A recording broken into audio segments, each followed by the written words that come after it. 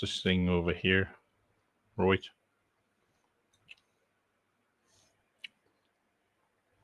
Uncle, Funkel. Right, we live, so we're gonna behave ourselves.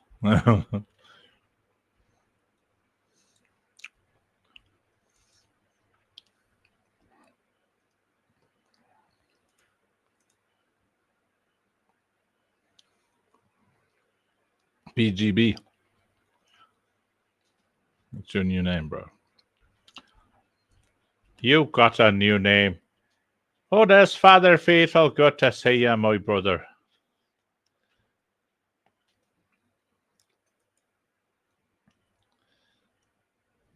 You know, it's Friday today, and we're going live to show some progress. And I'm bumping things over here. I guess I've got to put me gotta put my camera on and all this stuff, you know.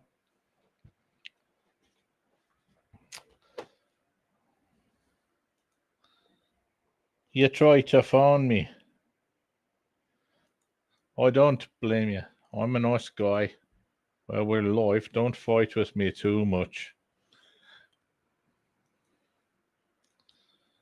Probably not a good idea. Blush is an angry fellow himself.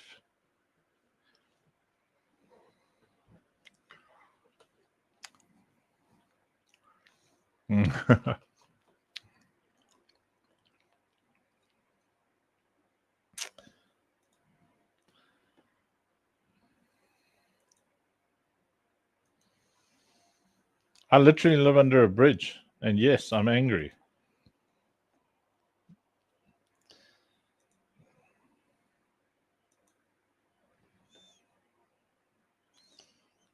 That's so funny. Did you have a nap and now you're having a toasted cheese or a pizza or something? Oh. Yeah. Yeah, why don't you get your son some nice pizza? A nice pizza.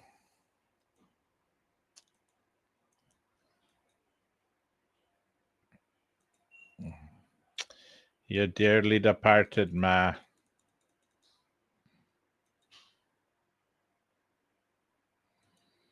Some potatoes. Some nice potatoes. I remember when I used to enjoy me a little bit of potatoes. I used to say to me dear departed ma. Ma.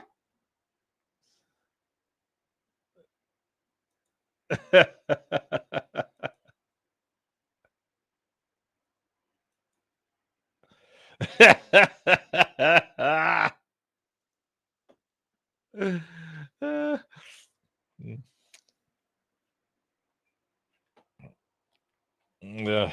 I'd like to thank my beautiful wife for bringing me a nice one of her energy drinks that I've stolen. Again. Hello, you hot thing. You're a lot of fun to look at. We should get married.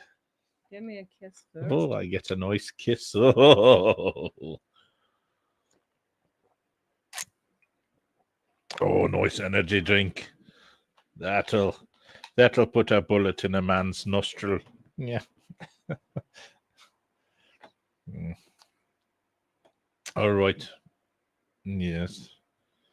Yes, I'm a bit of assistance, Robert Lee Murray. Yeah.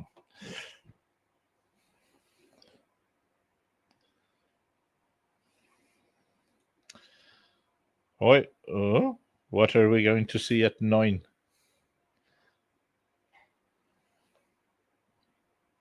Which is what? Oh, I'm sure we're gonna see Diddley Squat as.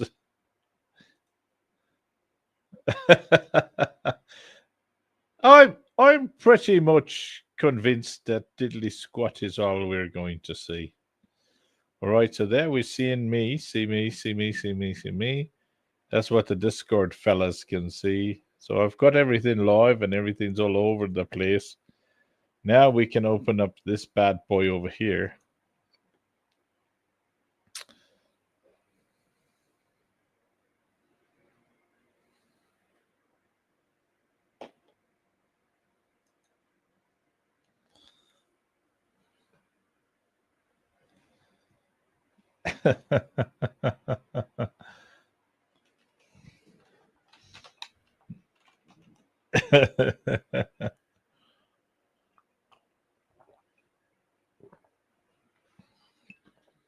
F- FQ's more of a listener than a speaker. What are 6 people already watching us? We just got started now, and I'm just sitting down here. I don't know why I'm talking with an Irish accent.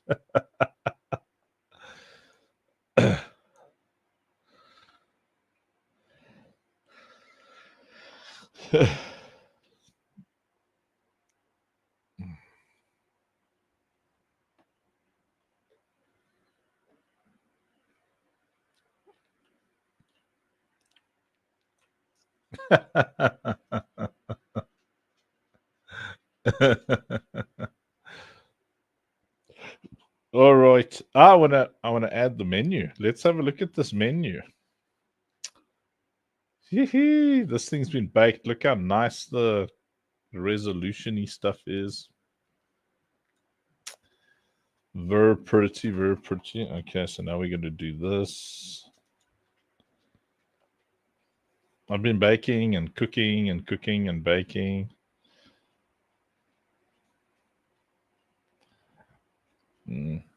Well, they say heavy lays the crown, but in my case, it's heavy lays the thing underneath the crown.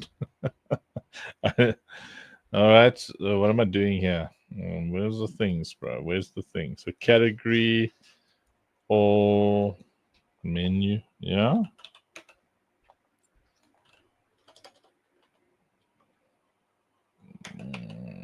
Yeah, sounds amazing. Bro, what's in here?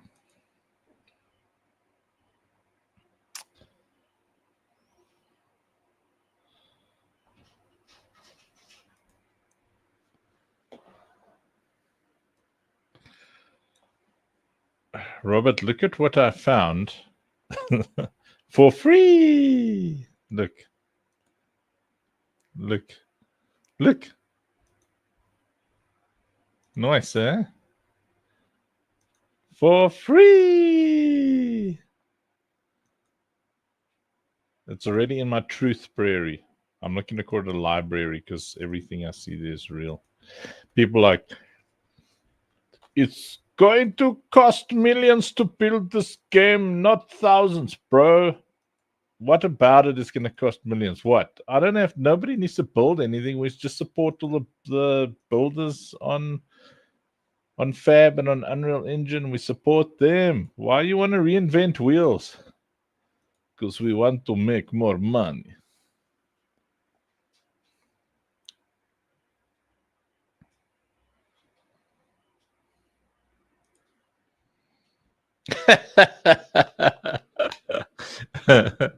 Triangular wheel.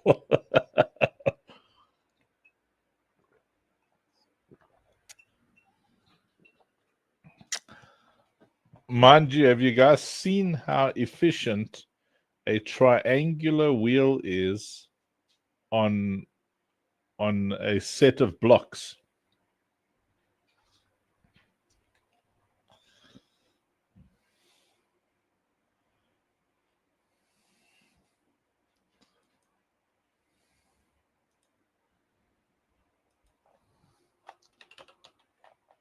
Whoever invented the wheel decided that. Gervais. He's not. It must have been Gervais. You know, Gervais, the inventor of the wheel.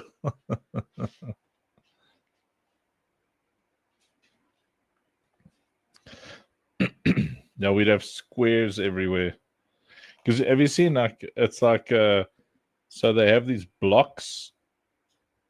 They put the blocks there, and then the triangle pointy end goes in between the blocks, and then they push the thing, and then the flat side of the triangle is on top on the flat part of the block, and then the pointy end now again goes into the gap between the other 2 blocks, and evidently that's how they built the pyramids, pushing big. Yes.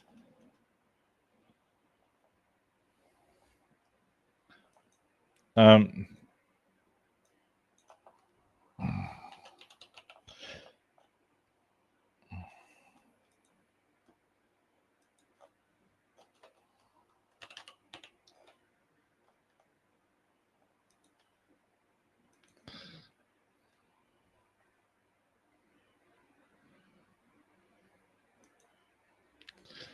Was it a bunch of dudes with chiseled jaws or a bunch of chiseled dudes?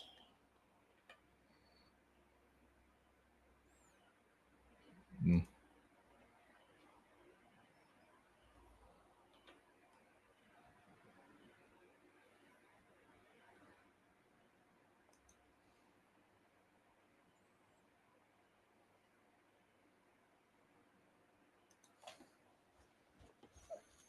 Look what I found for free. Look, easy locomotion toolkit. Look. For free. So there's like running. You must see how cool this is. Where's the YouTube? No, YouTube. No, YouTube. Check here.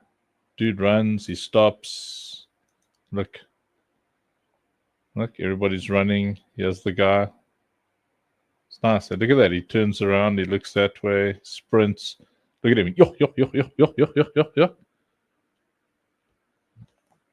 The game. What up? The game on X. Look at that. He's got a bit of a first person vibe there.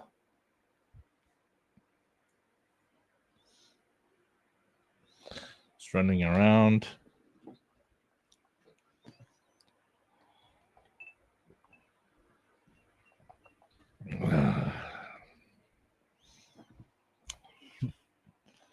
Knocked, bumped. Oh, because the word bum is in bumped. Look how cool, eh? Sprinting. And then, yeah. Easily extendable, editable. Everything's categorized and can be edited. I don't know what any of that means, but I like it. Yeah.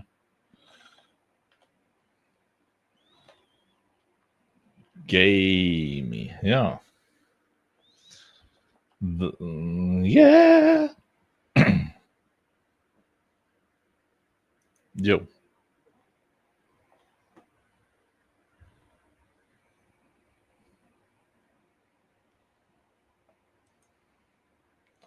The gameplay. Yeah, let's hear. I mean, we had awesome chats, Blush and I, about the dynamics of the game.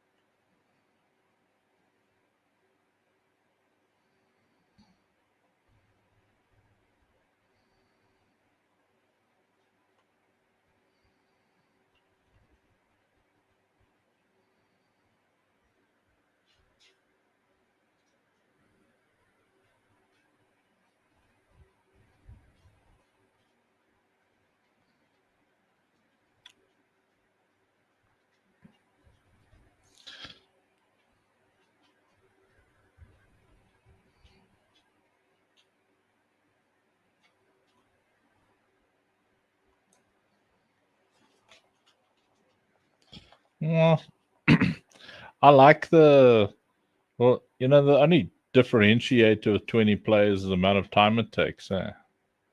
So, like in Destiny 2, if you want to go and fight a raid boss, it's going to take you, it should in essence take you 6 times longer or 5 times longer. Because, yeah.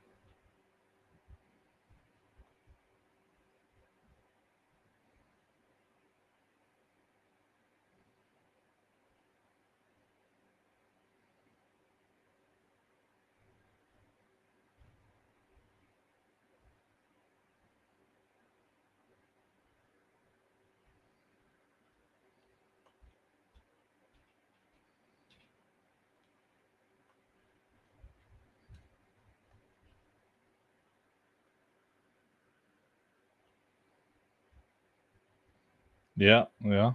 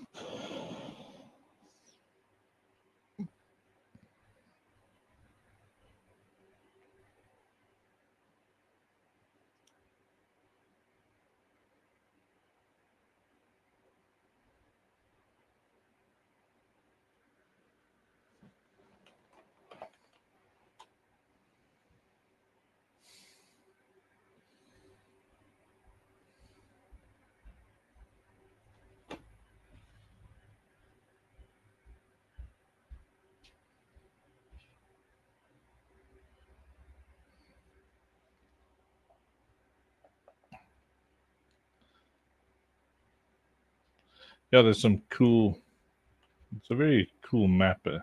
Yeah.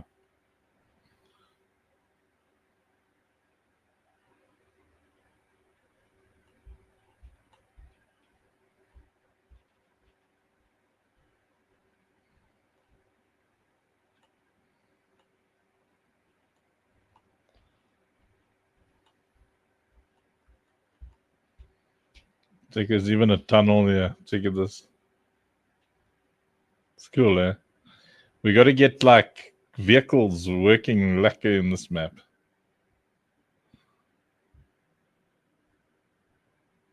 Yeah. Long tunnel. That goes like under one of those hills. It comes out in like a resort, yeah, I think. Yeah. No, it goes over a bridge. What? Well, it's obviously one of many tunnels. Look at that, how it goes. So it goes through there. See where it goes. Comes out.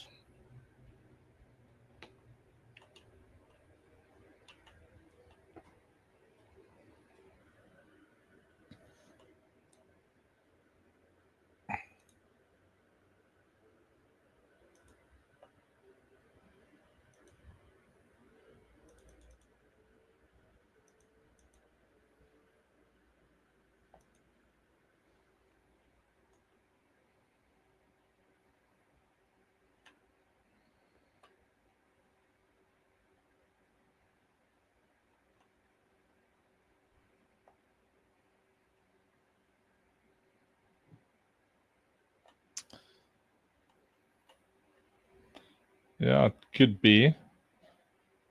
So, I mean, there's definitely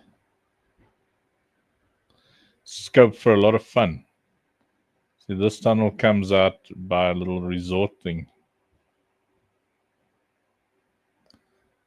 Nicely done, eh?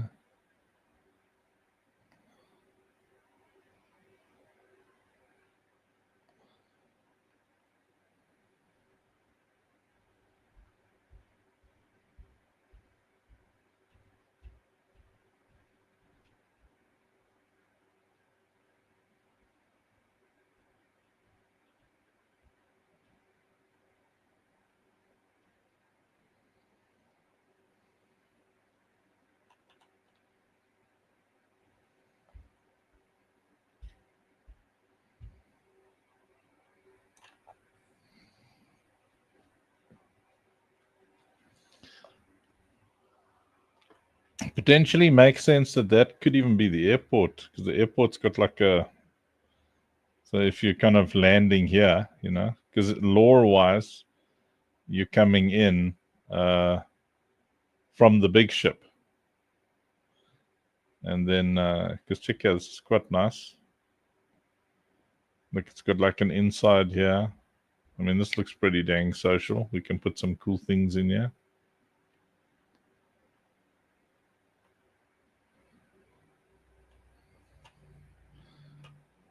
Your avatar. You could. I think, yeah. Yes. So I think that's one of the fun dynamics. Check out this. There's so many cool things in this airport.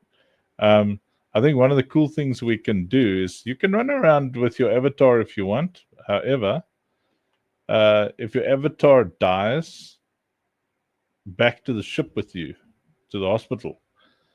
But if you die, so if your you dies, then back to the ship you go.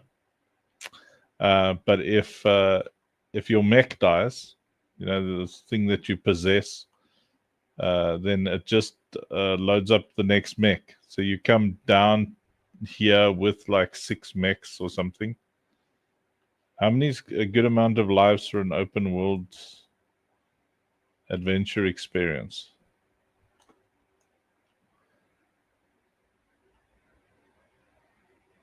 Let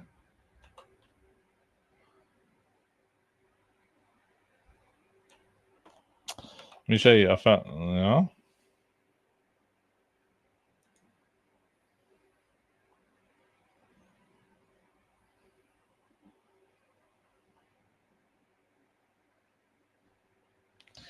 I think it's not a major factor. It's just like a try not to die factor where I don't know if I've experienced it before, but Let's see what I can find.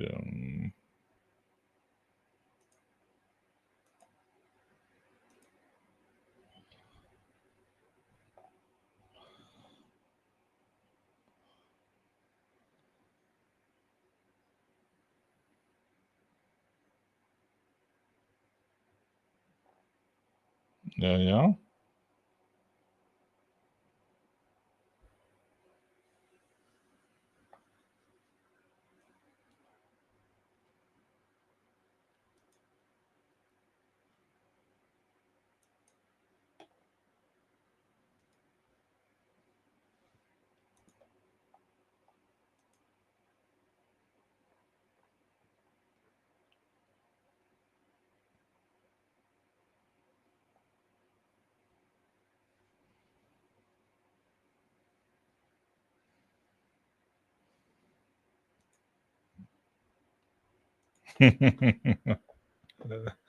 Yeah.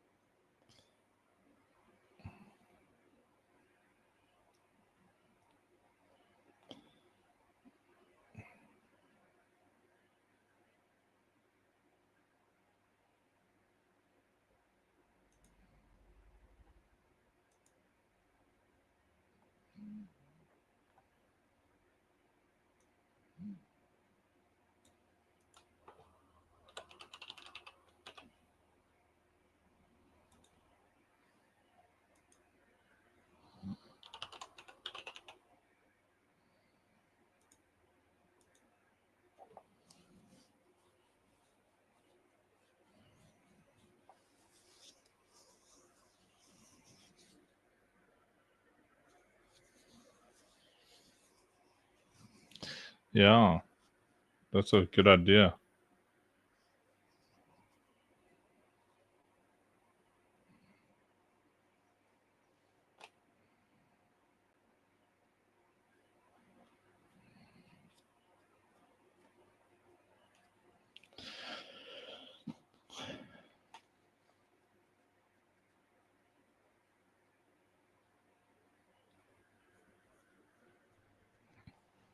Yeah, that's a cool idea. So you're reckoning instead of the ship, we start here. Oh, yes. We operate in ands, not oars.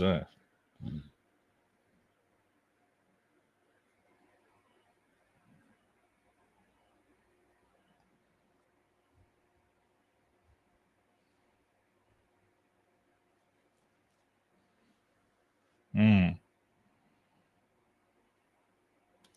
Yeah, I found it's funny. We own the Sketch Fab. What is it called?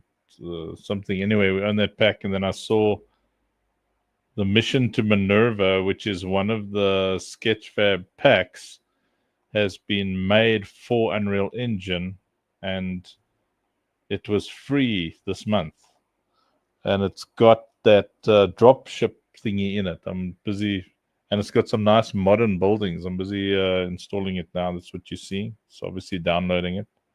So it's the buildings have got like a super modern theme, which will most likely go with the airport. Because I think if we've got like I was thinking, going through that tunnel, imagine that tunnel at some point becomes full on Tron. So you're going through that tunnel and it's like this, and at a certain point the whole design of it changes to Tron, and when you drive in, you drive into like a full on Tron city vibe.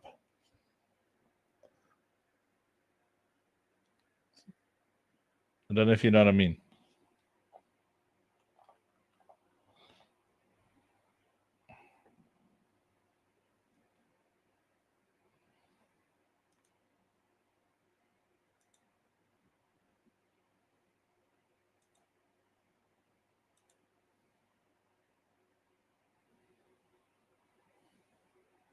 Yeah, yeah.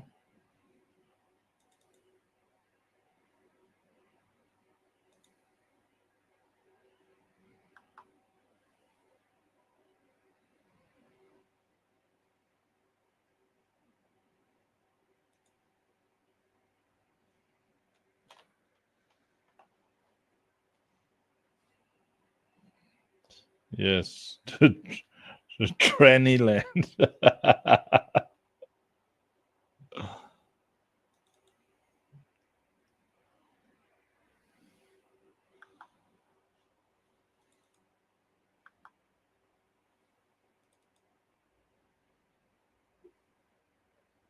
Dead map walking.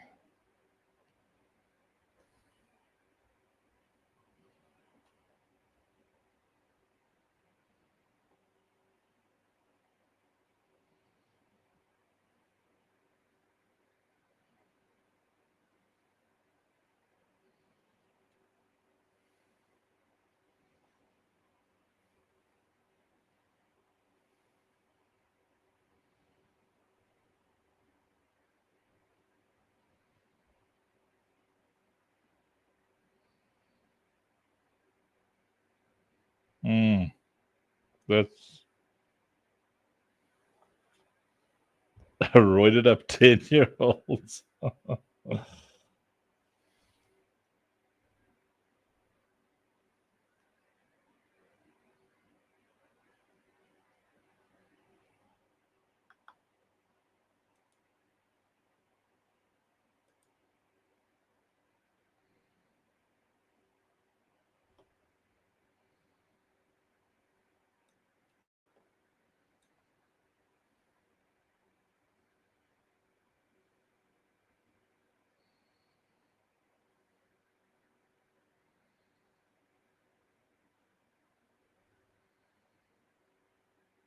Yes.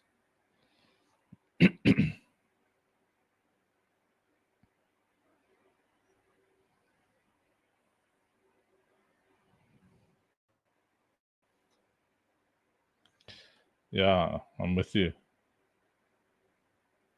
Let's see. What did this thing just put down? Doesn't look like it put down anything. What is this?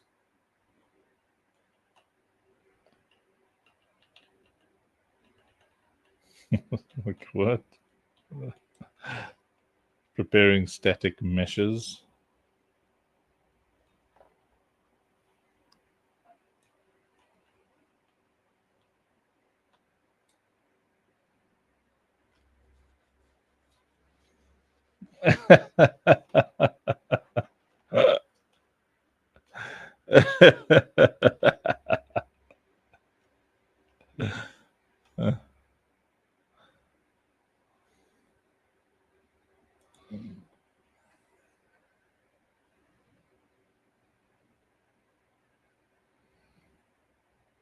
Yeah, yeah, yeah.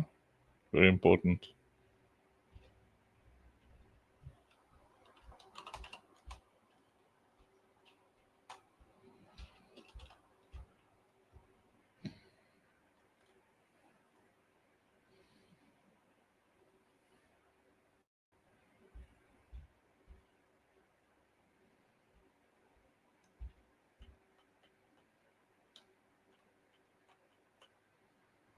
Yeah.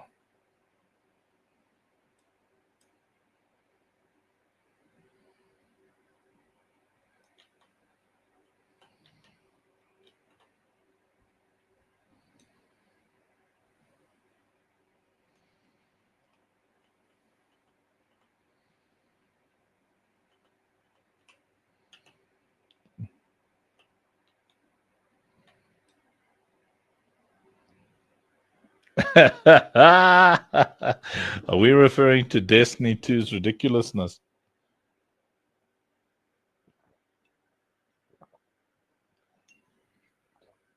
Yes, that's frustrating.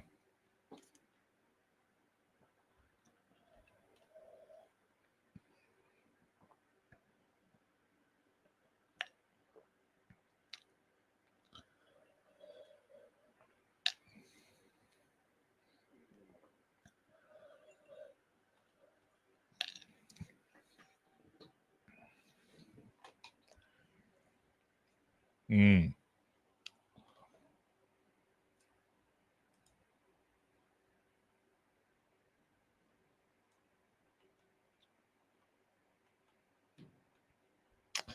This is a nice pack, eh? If it had, I mean, maybe it's. Oh, there we go. Look at this. And it goes nicely thematically, eh?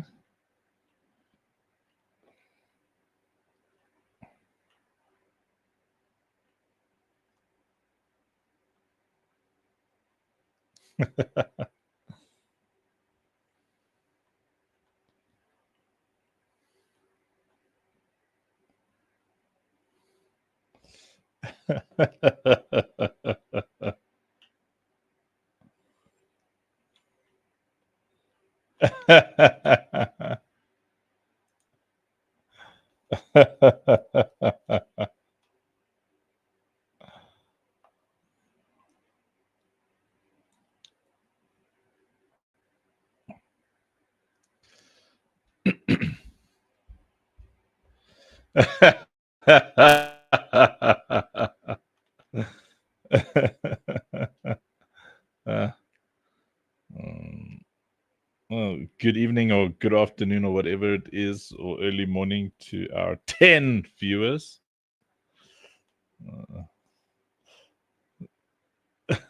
Hey, is that you, Smashly?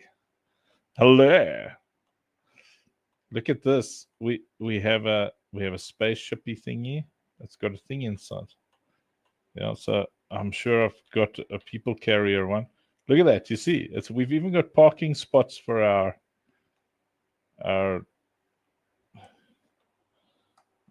sorry for Samuel, but I'm saving this, which means he's.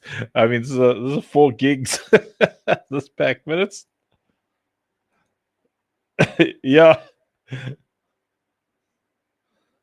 yeah. This is this. I mean, we got some nice packs.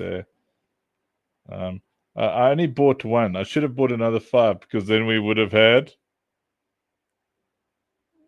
6 pack.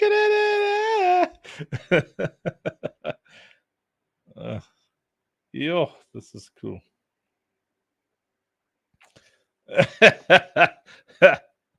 And look at this cool. I love this kind of.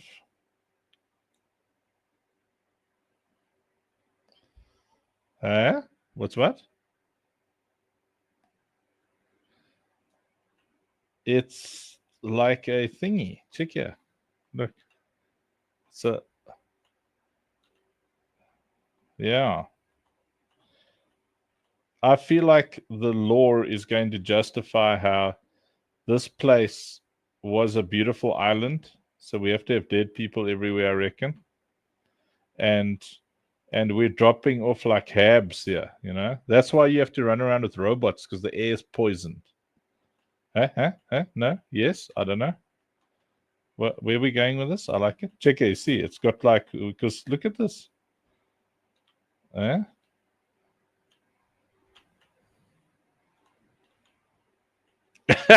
Yeah, kind of like like Robert Lee Murray's office right now.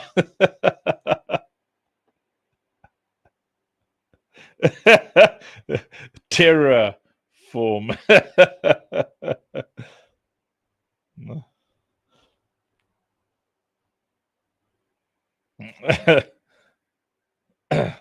Are we dirtying airy laundry here?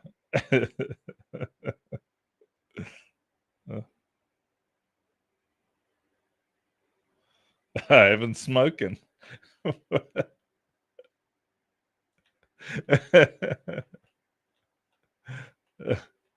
I have not smoking.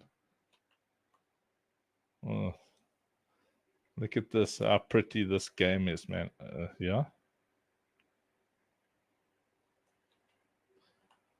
No, just to humans.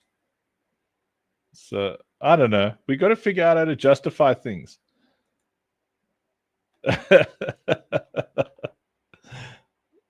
Oh Good Lord, what did I? Oh. Gassy.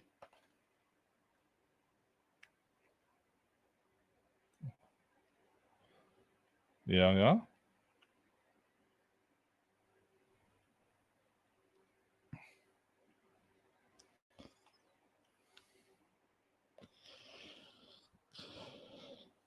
Yeah, yeah, yeah.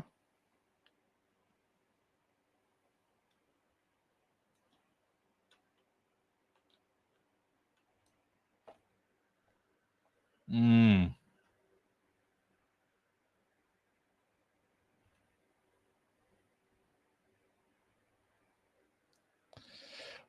Well, look, what we're doing at the moment here is this is the sandbox. So what is this? What we is this? Maybe we're building the base for the Children of the Light.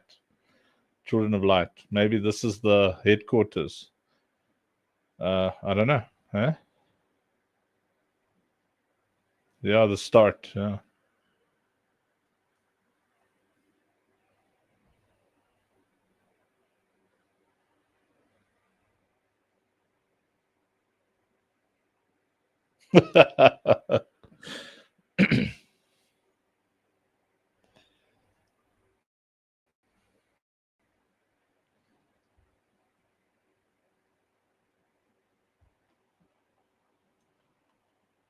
As opposed to unkind of.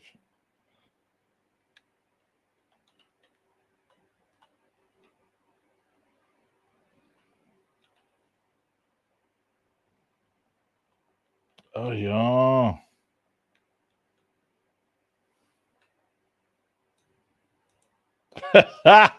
Dimrod. What the hell? This is one building and there's a gap between.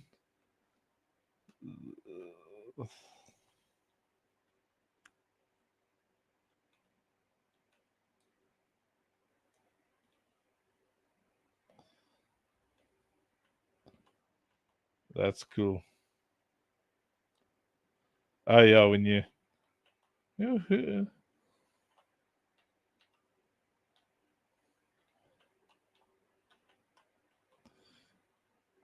Yeah.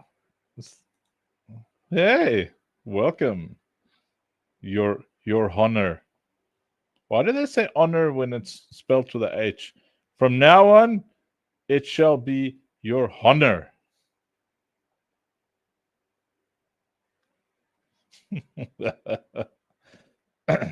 Well,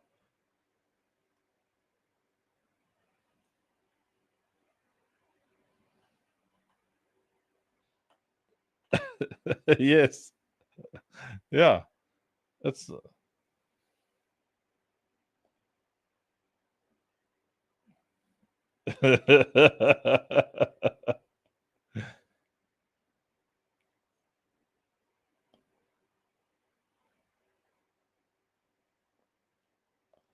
yeah, or phlegm.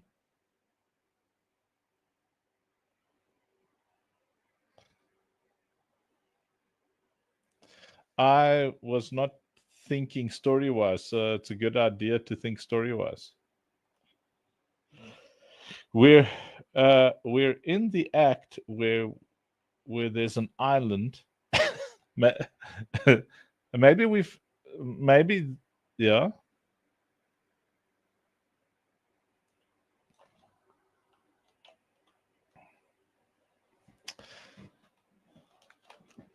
Pro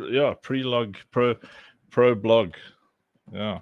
Look, I mean the entire game takes place just after Lucille is abducted. So because the portals open at that point. So if we're the yeah, at that moment when she gets abducted. So yeah,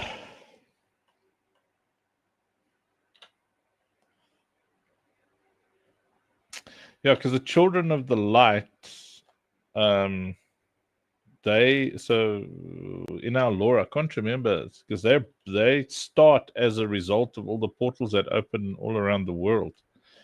So this might be 3 years or something after Lucille's disappeared, and there might be like a portal, like there might be a portal that's opened somewhere up here, which is why that massive boss is there.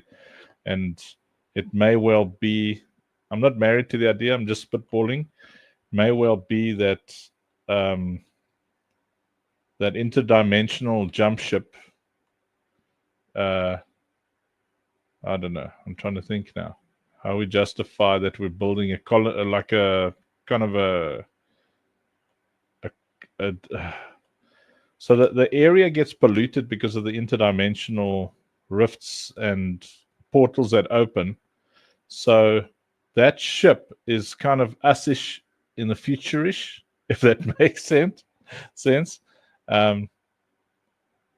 Yeah.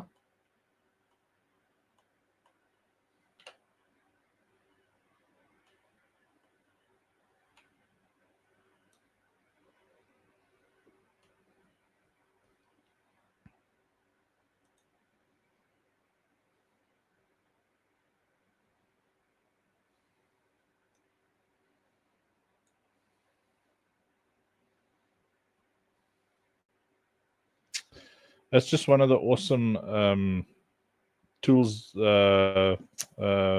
maps, environments that I've found on the Unreal Marketplace.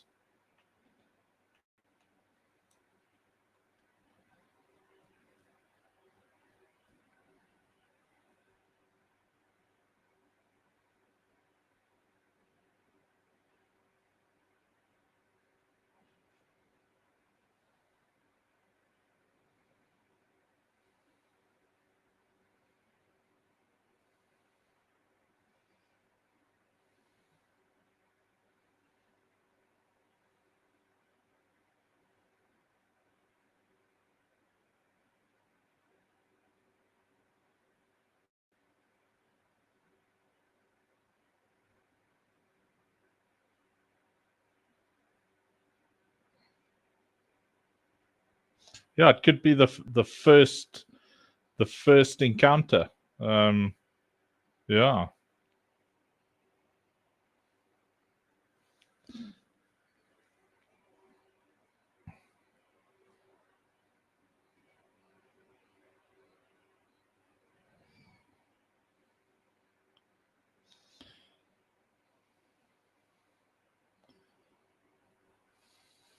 Yeah. They're still stuck in the technology of the time. Because, okay, so one of the original ideas, because remember, so what we're doing is our kind of game design, not policy, what's the word I'm looking for, is that we're saying we're supporting creators on Unreal Engine Marketplace and writing their assets into our lore. So that's our kind of game design doctrine, something like that. So it's not the lore doctrine, it's the game design doctrine. So originally, I think Rob and I had this convo. Yes, check how cool this is, man. It's like a garage. So the idea is we've got, like, I've got a map, I've got a couple of maps that are like medieval, like full on medieval. And what's happened is, as a commander, what the Children of the Light are doing. So let's. I haven't locked in the lore the exact time. That's why we need a. What did you say, Rob? We need a J.K. Rowling. Yeah. So yeah, we need Auntie J.K. Yeah, she's got to come and help us. Yeah, write the actual book. So what's happened is we're actually a future people, and we're on this jump ship that can. So let's go to the ship itself. areas. Okay, so what's happening here on the Lucille is, look how pretty it's looking, Ash. You see?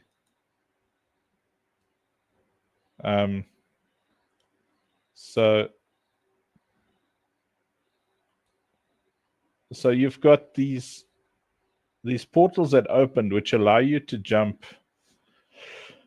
And that was quite important in our time jump doctrine. So you remember the time jump doctrine, eh, Killer? So where we discussed the thing about babies. Do you remember that convo? Yeah, so maybe it was, yes. So I've actually got a cool little video that I made with that as a, I'll play it quickly. I mean, I can explain it quicker than I can play it, but I like it. Let's try and find Gen AI.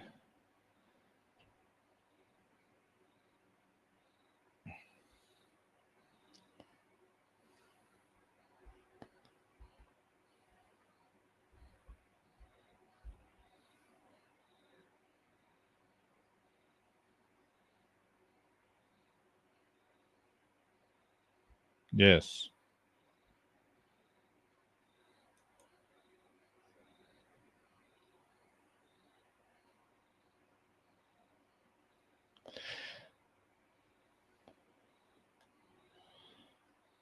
Yeah, that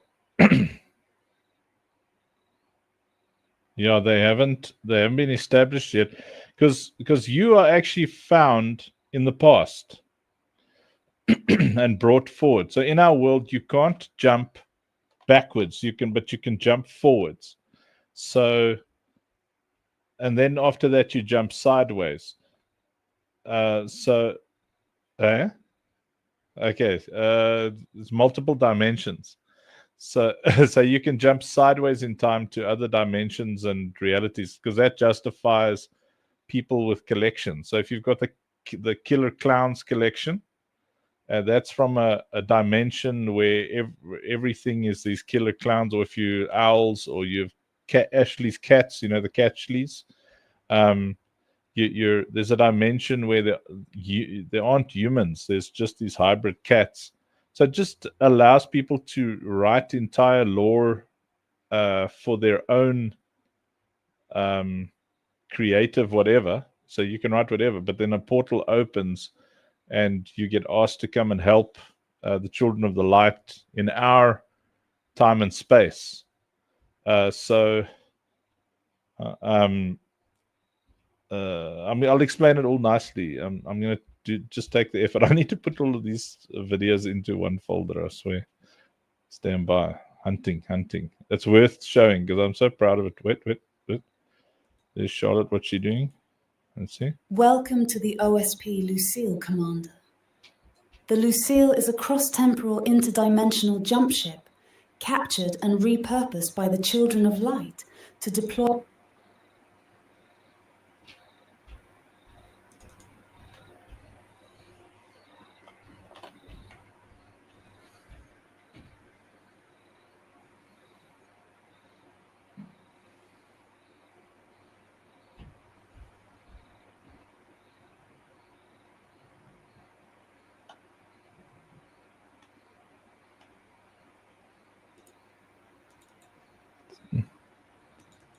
Here we go.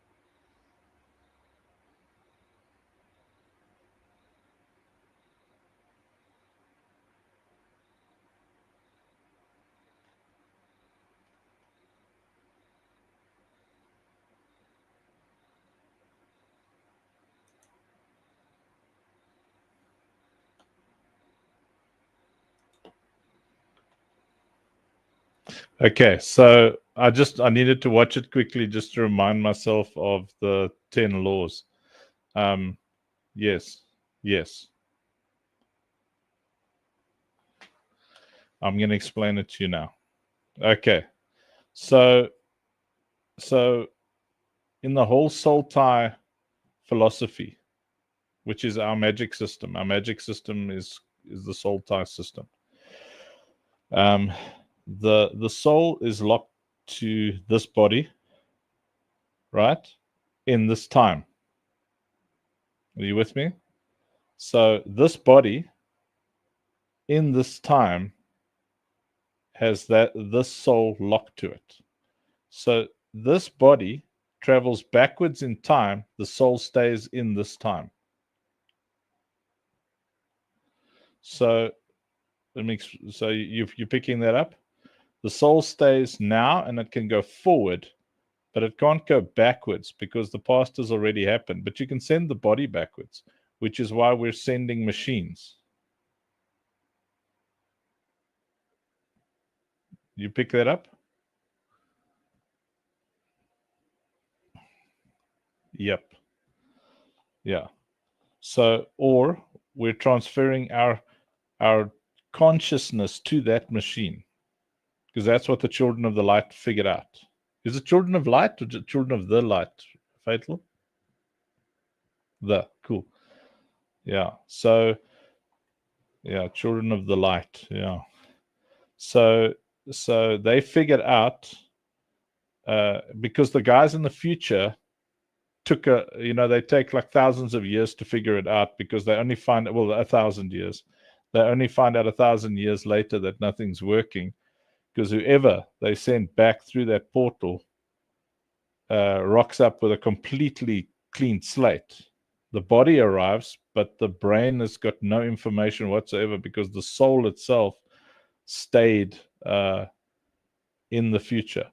So you can jump forward in time, because the soul is let's say is created to move forward, not backwards. That's why a baby can go backwards. So Samuel, whose name is actually Katsoyuki, is born in the year 3000, but because the mage that was born in the year 2000, okay, so in the law, mages are born every 1,000 years, healers are born every 2,000 years.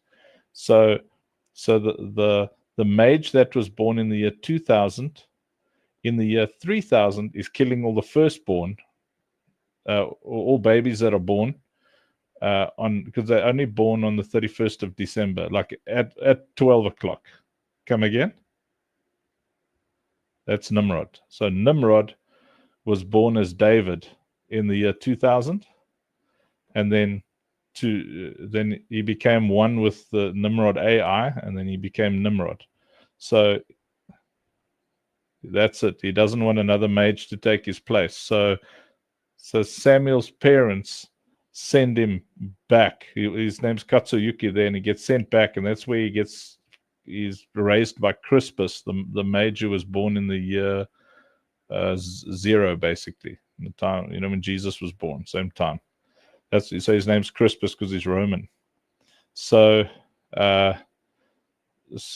Samuel is sent back as a baby, so the slate is clean, and he's raised by Crispus, but he's already all babies born in the year 3000 immediately get chipped for enhanced memory, enhanced strength, that kind of thing. So he's the first tech mage. So that's why he's the most powerful mage in existence. Samuel. So Samuel is born in the year 3000, right? Yeah. That's why he has to get sent back, because if Nimrod finds him, he's dead. 2000. Yeah, so he's a baby. So he's it's funny. He's born at exactly the same time as Lucille, 1,000 years apart. So in essence, he's 1,000 years older than Lucille, but he's the same age as her.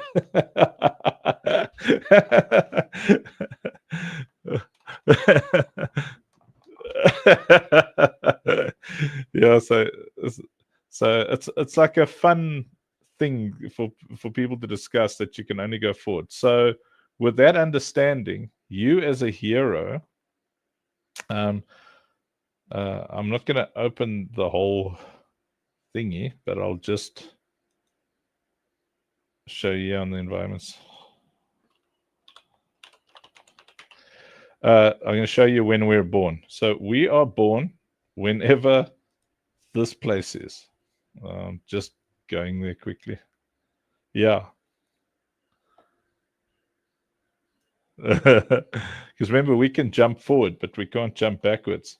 So they're finding the commanders by finding trailer. Yeah. So they're finding the commander, finding natural leaders throughout the ages.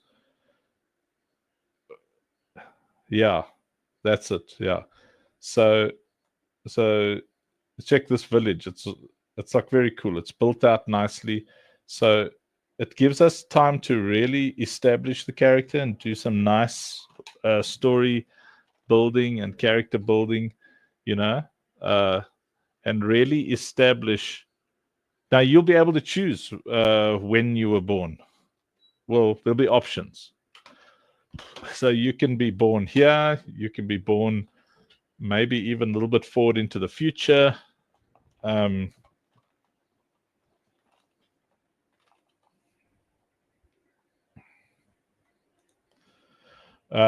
so a robot comes through. Okay, so the robot, you're not controlling the robot. Your consciousness is. So like a copy of your consciousness is inside that robot. So it is you, but it's not you. Yeah.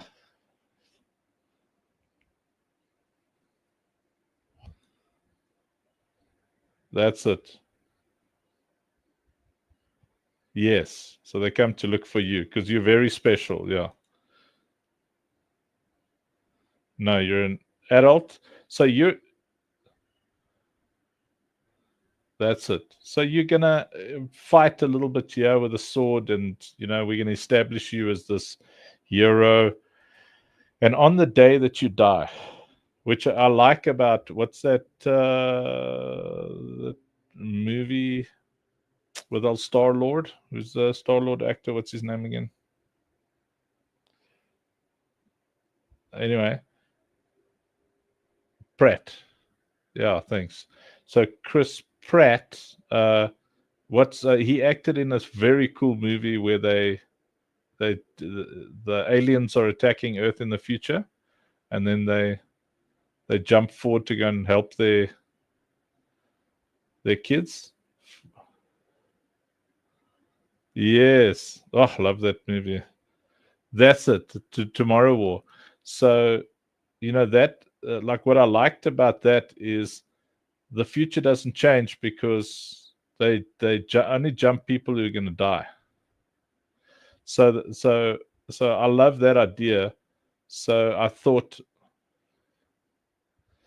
on yeah, you're this famous battle guy, and on the day that you die. So what I thought was you're in this village and you're in a battle somewhere around here, something or some you get into a fight, so some barbarians or whatever. We stage like a mother of a battle, and you slaughter like crazy. You got your sword and your whatever, and just before you die, they rescue you. So you find yourself on this super modern whatever. So the one thing is, and Rob, I was thinking about this, that you can go through a portal sideways, but you don't time travel through portals. You need the ships for that. I don't know. I just want to ramp up the cool factor, So the way that they send things back from the future, I haven't thought this through, because originally I've got Samuel coming sorry, the way they jump into the past. So they send a baby back. So I was thinking, do we smuggle the baby on a ship, or do we just actually open a portal that goes? But probably the portal's more simplistic. So the ship can just jump a lot of people at the same time safely. Don't want to get too crazy with it. But okay, so Blush, you're getting this concept of you're a hero from some point in time, and on the day that you die, like minutes before you die, like they don't change anything. They snap you up, they steal you, and you find yourself, on the Lucille. Yeah.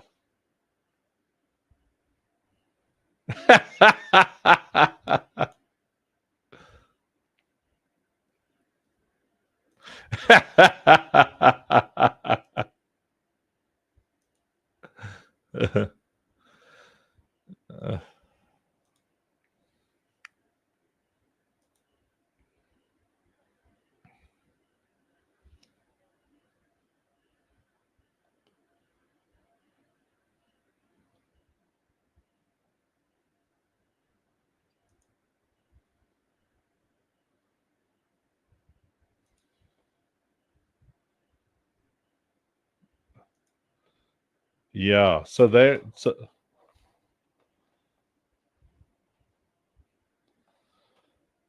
yeah, no. So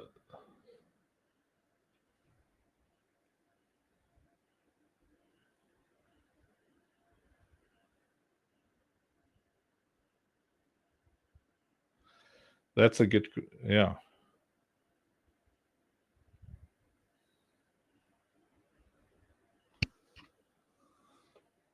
Yeah. So it could be like, I mean, how, like we think, okay, how long would it take once those portals open? Okay, so that's future tech, right? So how long do you think it would realistically check this awesome environment? It's usually $2,000. It was free today. It's nice, eh? Yeah. So okay, yeah. So how long would it take, realistically, if we found tech now from the future?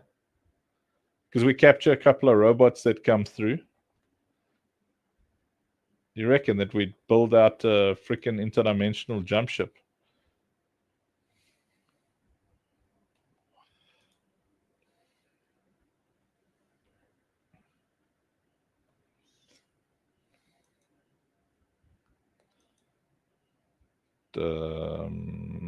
Oh, maybe. Yeah, so maybe a robot gets sent back from the future, and it's a goody two shoes robot that's actually sent to train us, possibly Samuel's parents. Yeah.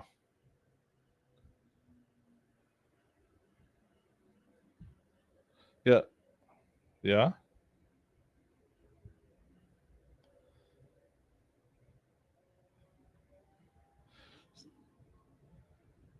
Uh, well,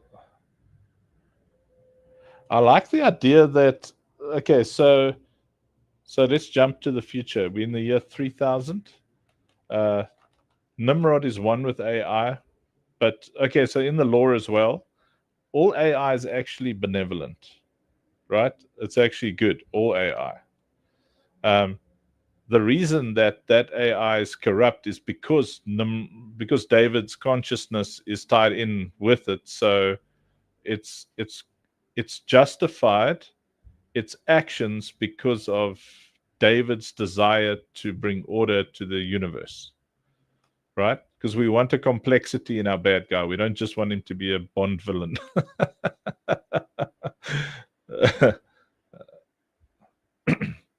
Yeah, 100%. Like something happened, Yeah.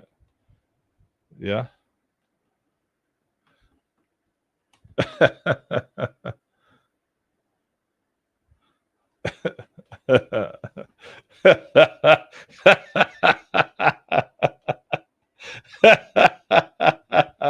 bastard, that guy. I want you in my belly.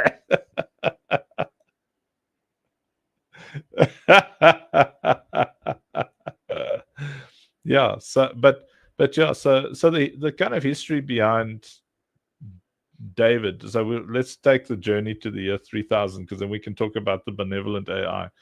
So the history behind him, uh, that I was playing with in my mind, it's like a whole social engineering thing, is the world, because the themes are child trafficking and stuff like that for the children of the light. But for David, he's got other things that drive him crazy, like world hunger, the injustices of whatever philosophies, like people getting murdered and killed, and war, and he's worried about nuclear war.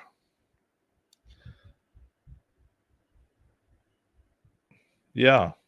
So that's it. We J.K. Rowling must really write the hell out of him,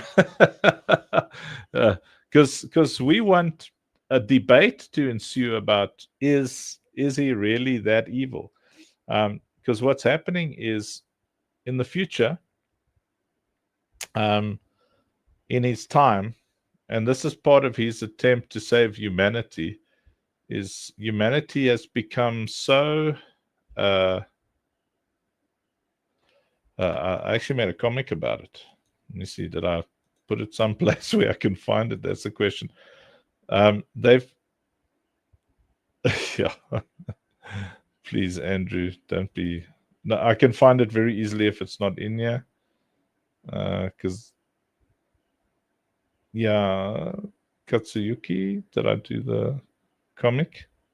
Yeah, why would I not put it in the Katsu folder, But stand by. We dude, I just, I need someone with access to my PC who just runs my life.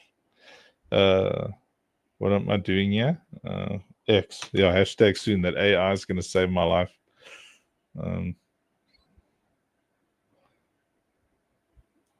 Claude.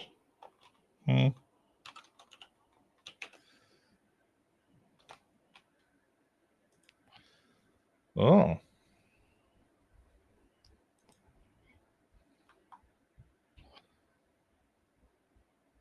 Go, Claude. Okay. I'm just. So this is Katsuyuki. Please tell me I shared. There we go. Is it? Workday's come to an end. No, I would have shared something important.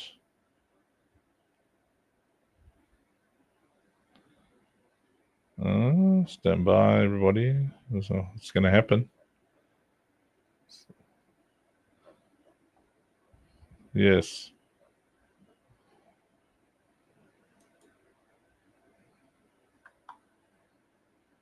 Yeah.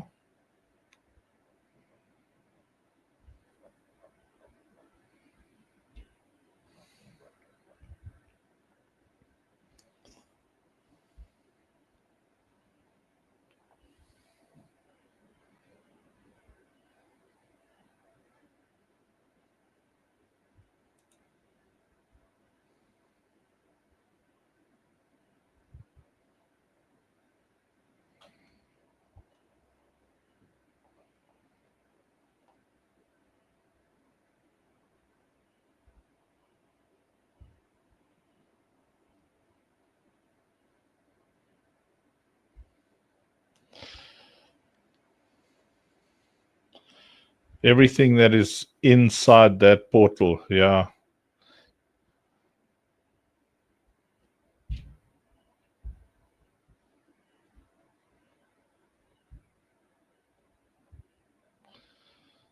Oh, man. Why didn't I pin this?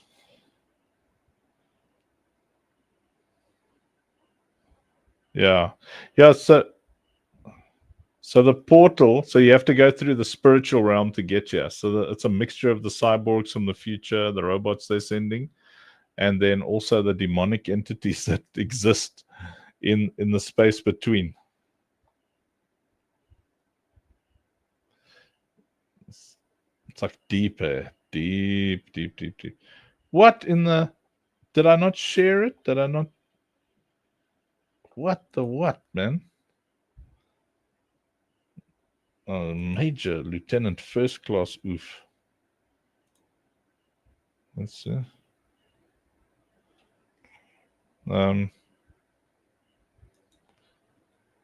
Yo.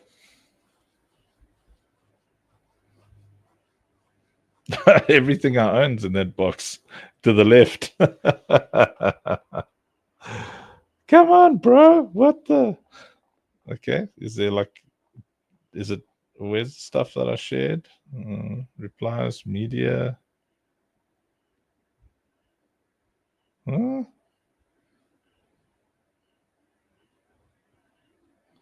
Sorry, it's worth finding. But anyway, I explain in that comic so nicely all the things that happened. Okay, let me just... Maybe it's like crazy.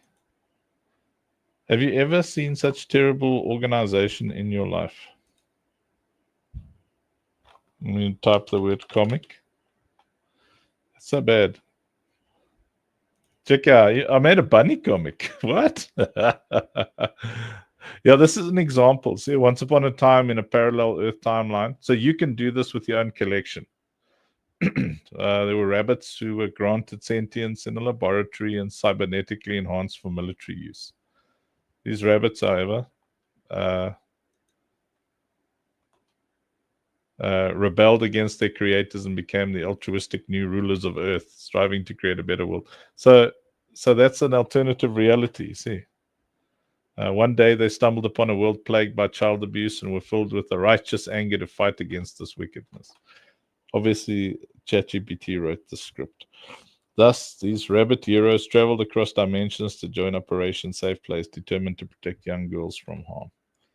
Their journey was perilous, filled with foes who sought to hinder their quest. But with each battle, the rabbits grew stronger and wiser, learning more about the world they had entered and the evil they faced. Through their adventures, they discovered the depths of corruption and the extent of the trafficking rings that plagued the land. With each foe they defeated, they gained valuable insight into the workings of these dark forces and the ways they could be defeated. And so these rabbit heroes fought on, never faltering in their mission to protect the innocent and bring justice to the wicked. Their story serves as a reminder that even the smallest and most unexpected of creatures can rise to become heroes, standing up against evil and making a difference in the world. So you can build out your own lore. Well, it found that comic pretty quick. Maybe it's in downloads. Let's have a look here. You type in your comic.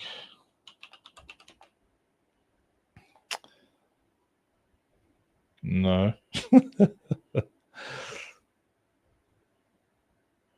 How did I? I'd like to apologize to everybody in existence. I'm now upset. I've got such a nice...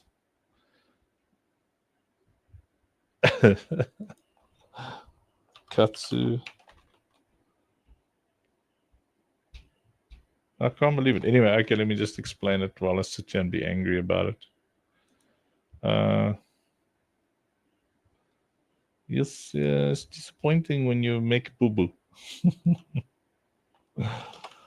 So in the future, under the rule of Nimrod, people become obsessed with eternal life because that's his doctrine. He teaches that the longer you live, the more wisdom you get, and having that wisdom makes you a better person. So especially the women, and the men, they put fertility on the altar of immortality. Sorry, I'm still searching. And in there, and in doing that, in placing fertility upon the altar of immortality, humanity's starting to die out because they've got their brain basically inside these mechanical objects, and and there's no the only way they can kind of service that brain. You see, what a lot of crap I got you. Oh, there we go. Something's happening here. Where's this?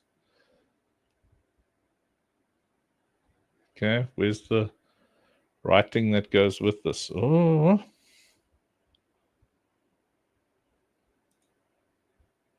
I'll get this right here. So, where's the post that goes with this? Hawena. Look at that. I click on it and it's just a picture, but not the actual info. But okay, well, maybe it's sequential. Let me see. Let's have a look. Yeah, so yeah. So yeah, that's Katsu's mom, by the way. So I explained to you, we started out as friends, human and AI. So that was Nimrod's intention, right? And then that's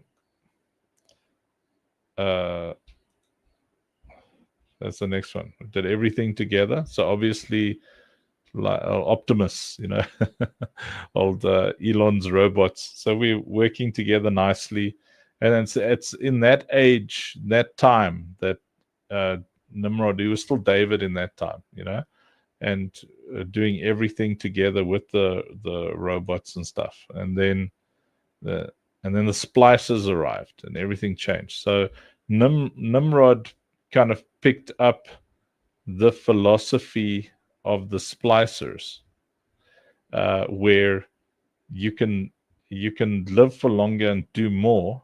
And because Nimrod really upset at humanity, he wants to help as much as he can, but he can currently only be in one place at a time. So the splicers were the ones who spliced us together with robotic parts and chipped us, and basically Elon's vision, right? So what happened is, with these splicers, things got like worse and worse. So humanity integrated with AI, first to help us remember more, know more, think faster, and do more, and then to replace organs and limbs until beauty was no longer organic. So you can see, I mean, this kind of looks like I'm hiding away all kinds of sexiness, but it's actually all fake. It's all plastic stuff. Humanity's becoming robots. So there's a brain in there, a human brain, and that's all that's left of that chick. So there's nothing organic there. She can't reproduce. He can't reproduce. There's just a brain with a little bit of a spinal cord there, but everything else between humanity is fake.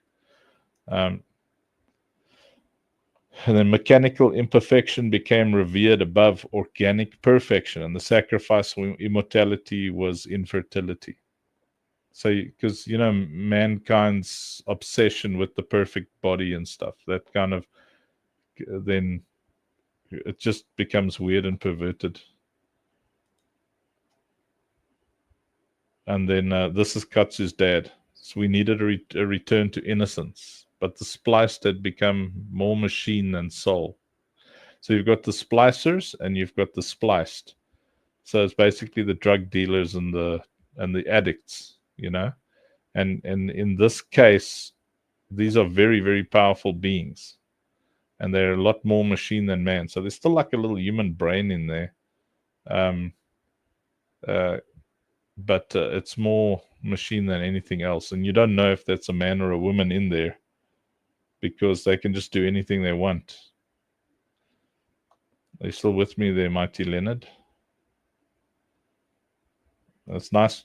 Yeah. So, and then they started caging humans and using their bodies. So you remember all of this, Ash? When we were, yeah. So they caged us. So the humans who refused to be spliced started becoming hunted, and they were taking bits and pieces of those humans for spare parts.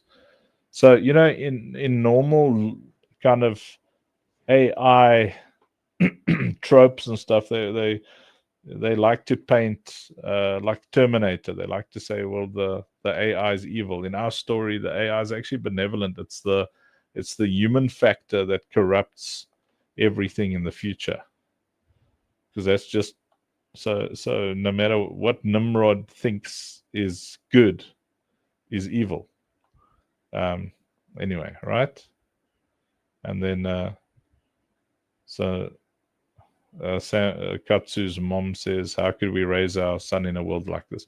Also, in the future, we'll mostly be Asian. So we'll be Japanese, African, Chinese, mix.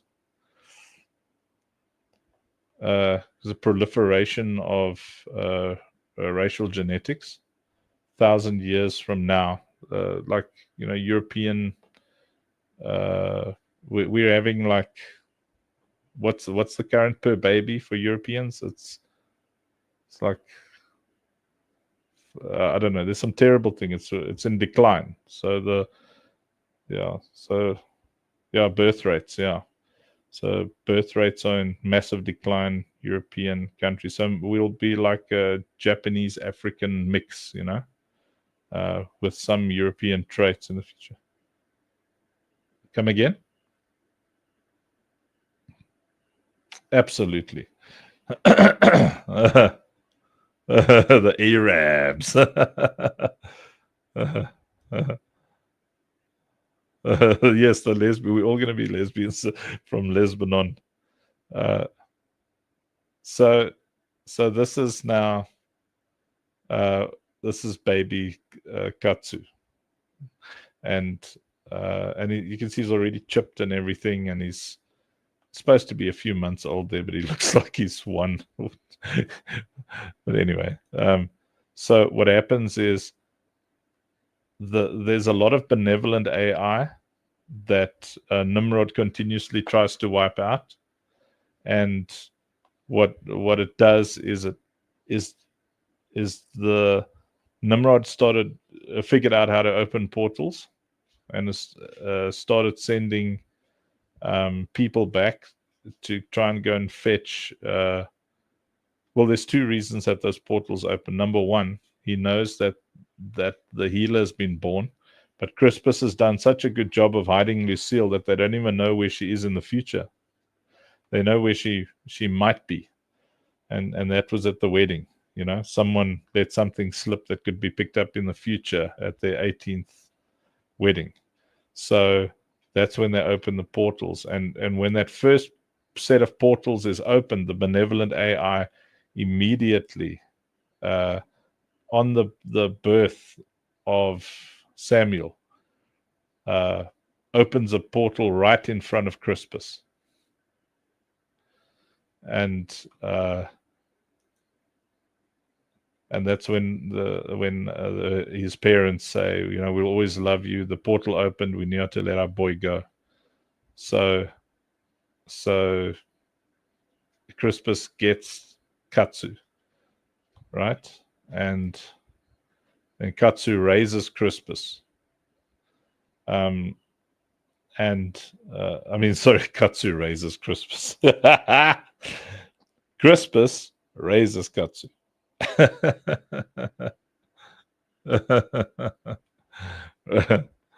Right. And so by the look of him, it's 2009 now, or 2007. So that's kind of what's happening in the future. And the reason that the portals are being opened is because humanity is dying out, and they're coming back for little girls, so that the moment the little girls are breeding age, they can start restoring humanity. That's Nimrod's justification to everybody else. But his true reason for opening that portal is he wants Lucille, because Lucille, he can establish a soul tie with her. It puts her into the coma, and then he can start putting together a body again, because he needs a healer to sustain him. so that he can live. Well, he wants a human body again.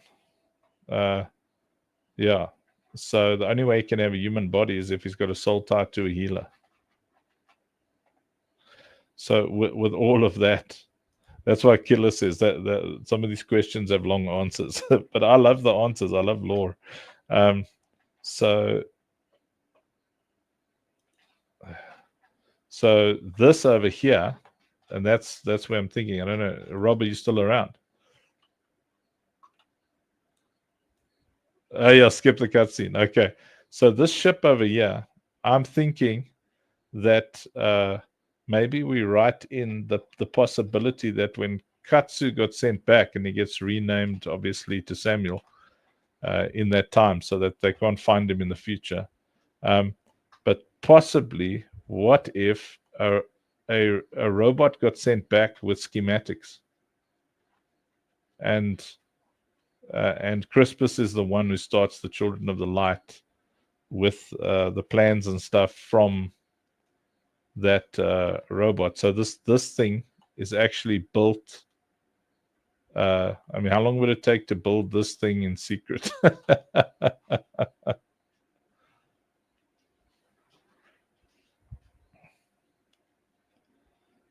18, yeah. Yeah. Somewhere around there. Yeah, so now this thing can jump sideways. It can jump backwards and forwards, but we don't want to jump because remember, if we jump backwards, all of us who are on this ship die because our soul stays, our body goes. So there's the intricacies of time travel that we justify to say, okay, this thing is in the now, it's jumping sideways, and it opens a portal and sends one of those jump ships. Let me go into the hangar there. So looks like I just went through a portal. So one of these ships over here goes through with a robot, so I'm sure we got a nice ship in there. So something that can jump. Anyway, it doesn't matter. Actually, I know what can jump. This thing over here.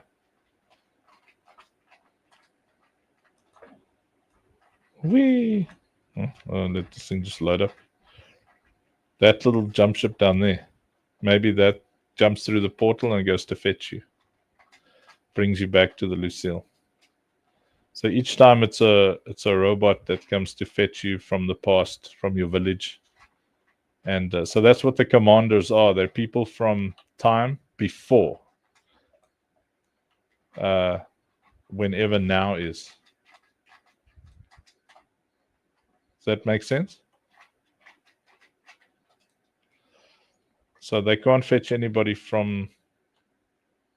Well, they could probably fetch people from the future, but then they themselves wouldn't be able to come and fight in the present. Because if we want to have this as a staging area, because remember, we're building lore now to justify being able to run around this place as our Stormwind / Ogrimmar. So we're now. This is now. So this would be like the year 2019, 2020. And so that would justify these kind of futuristic things. Now, other cool things that are happening is that when the portals open, it brings things. So it doesn't just, if there's like a rip or a tear in that portal, it doesn't just bring through so you open that portal now, things that exist in the space between portals come through there as well, which is both demons and angels. But also, if a portal opens from a time in the future, and that portal is like as big as a part of a city, then it brings through that entire piece of that city. So So that's what I was doing, with the cyberpunk outskirts and stuff. So like an interdimensional jump would, let me find, there we go, the cyberpunk outskirts here. So like a building could just appear like this, where's the thing, in the middle of another building, just like that. Those kind of things could happen, where that thing just materializes just there, and potentially a bunch of dead bodies with it. Ashley, got a problem with dead bodies?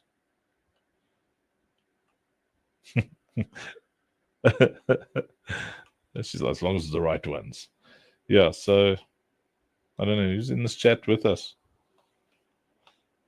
Let's have a look at who's joined us. Let me say hello.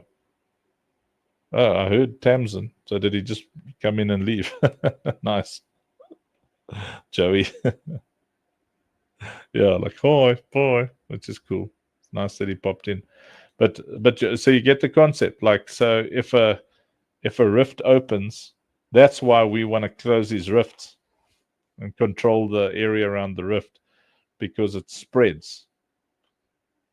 And as it spreads, like, different realities start coming through it. So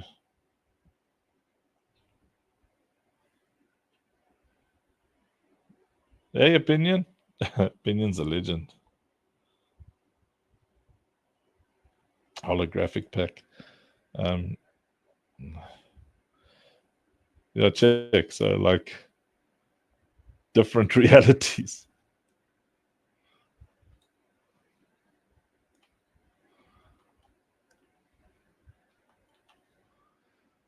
Oh, 18 years old. So on their 18th birthday. So it's like 1 second past 12 o'clock, 2018. Yeah. Well, the first portal actually opens when Lucille's born, eh? I'm just thinking to send. Yeah.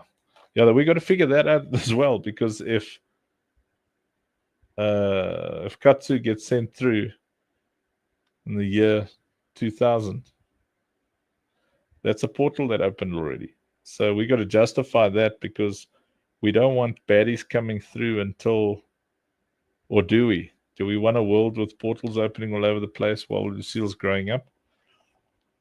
Yeah, I think that would justify a lot of action, because they're looking for Lucille.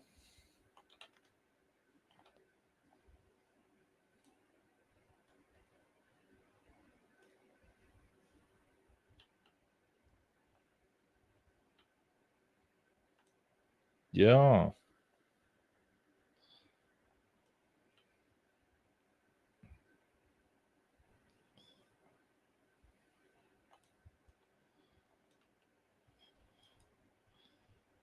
Yeah, well, the main, our time and on our planet, that's like yeah, most of it's happening on Ethera, yeah. So that's, well, because,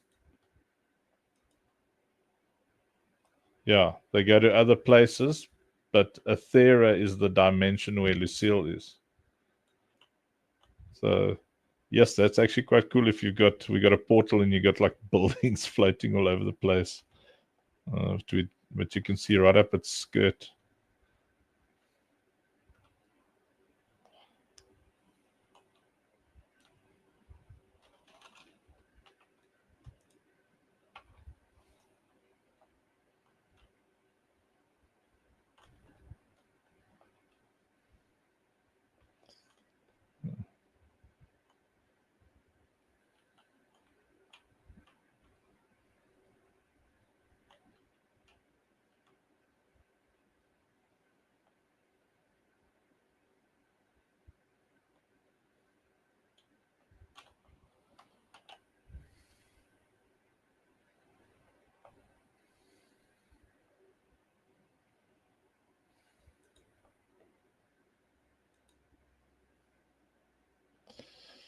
Yeah, Yeah, go for it.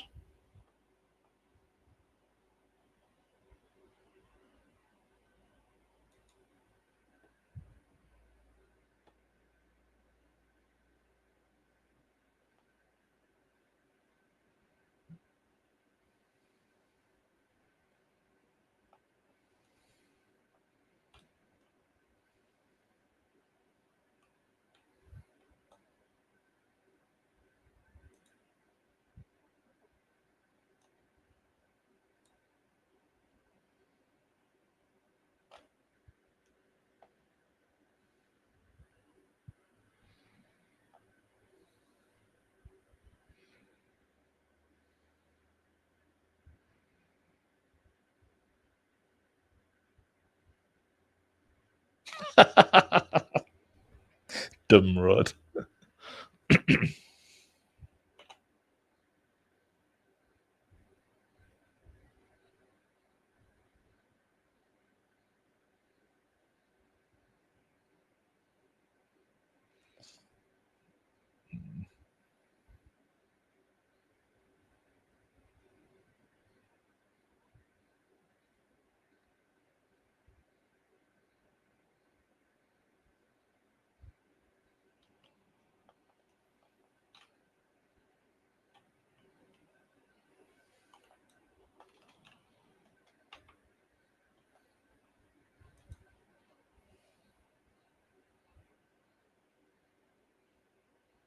What the hell was that?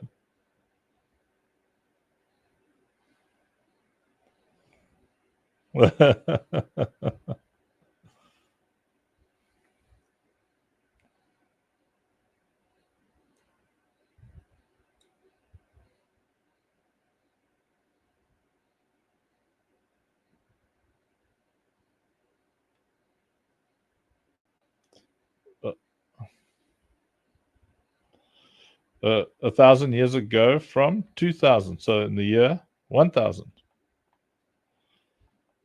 So yeah,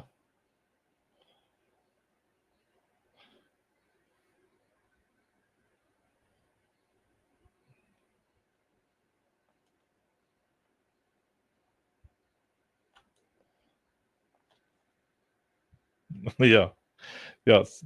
So because I mean, originally I was just thinking it's a big map. We test things and let people run around. But I like the fact that Blush is very, very focused on having it make sense in the lore. So even in its launch state, uh, it'll have fat meaning. So people can get stuck into the lore from the demo.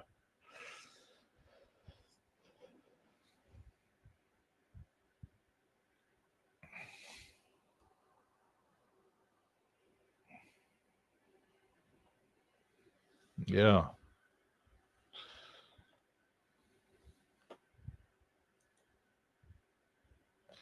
Yeah, but that also got very serious lore attached.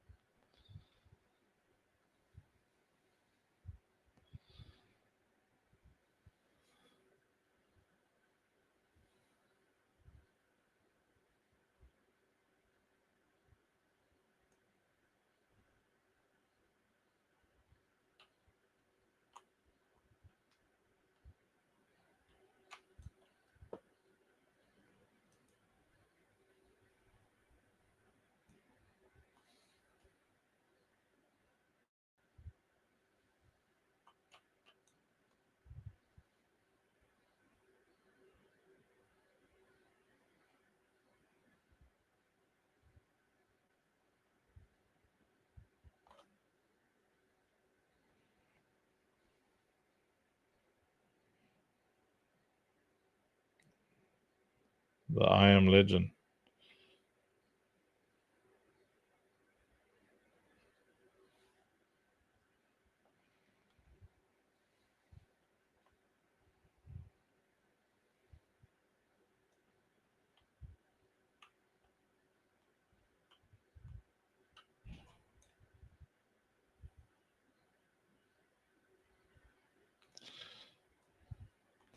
Yeah, well, it's I like that.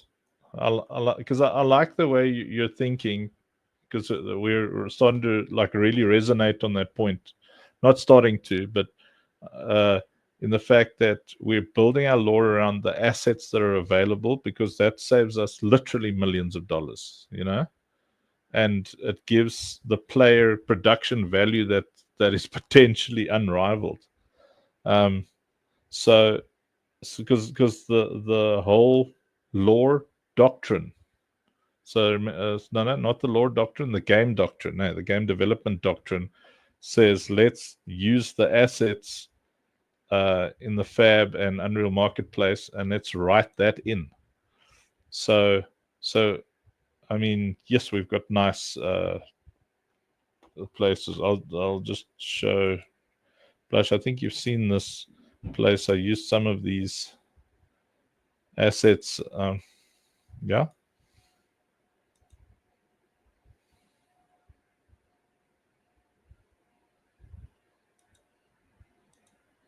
Wait.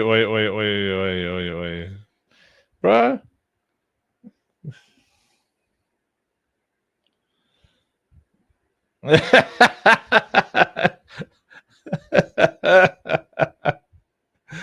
For that, I'm gonna show you the low res version of the mushroom app. Yeah, check it this one. It's got like mega. Look at it, it's beautiful, man. See, and that's a fun thing is, yeah. Check it out there. Eh? Is that you say it's the MOBA map? Yeah. See, Ashley likes it. Look, check the size of those mushrooms. Yeah, this is the shroom map. Look at it. It's beautiful. Like see, going through here.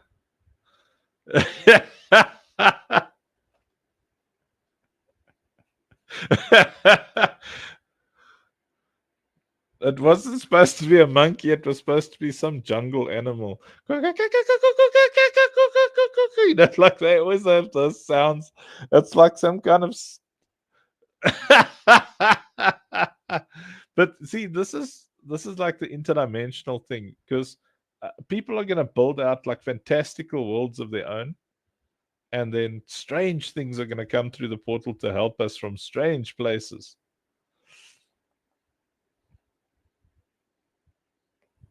Absolutely. No diggity, no doubt.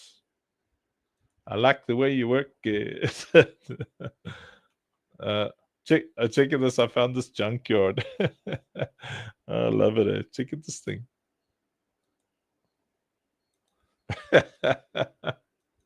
It's kind of small though. Well, this is Rob. It can be yours because you moaned that my maps are too big. So there you go. I got you a little map.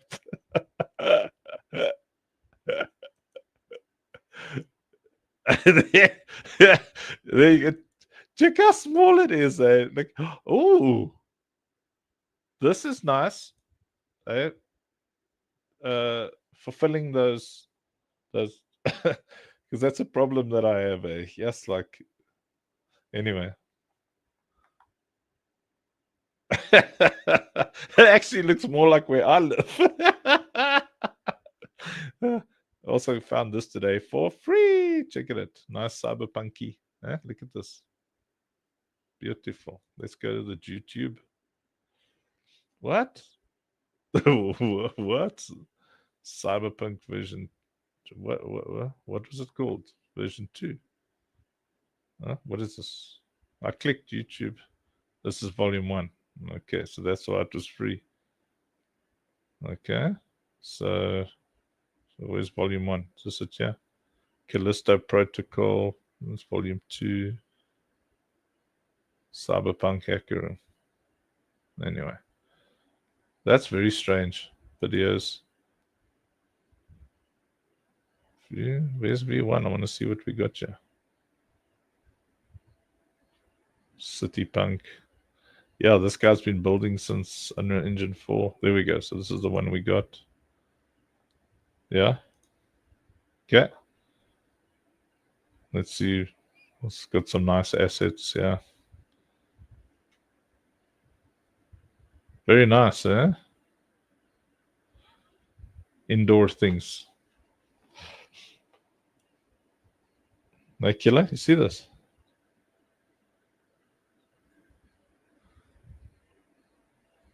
I wonder if this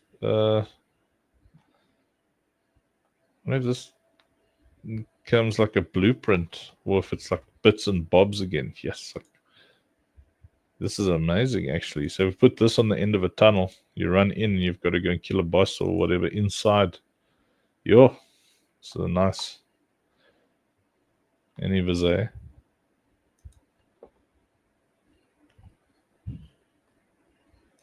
Bonk. Truth Prairie. Yeah, it's awesome. I mean, there's a lot of lore all over the place. So yeah, that's why, like, we want to, we really want Killer working as soon as we can, full time on the graphic novel. Yes, I think it'll make a hell of a thick book, eh?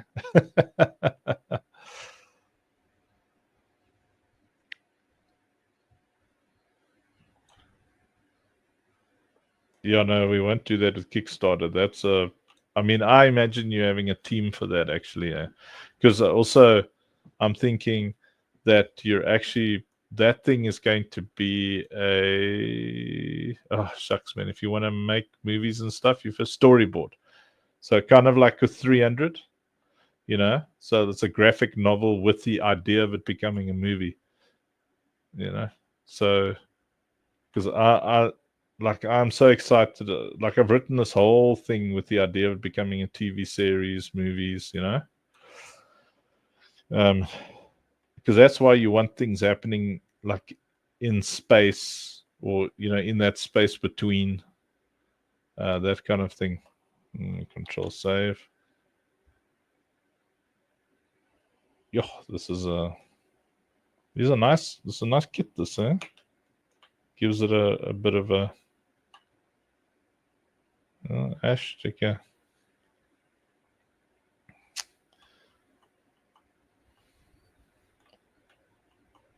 It's like you can, I'm wondering, because it's modular, I wonder if you can put seats in the back of this thing. I'm sure I saw a version of this with seats in the back somewhere. Because it's a kit bash kit, they've... Sure. I mean, this is massive. We got to, like, bake these things in and then optimize them.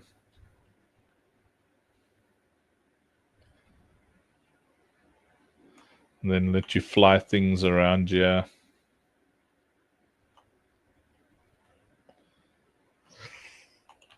Let me give this map a bit of atmosphere.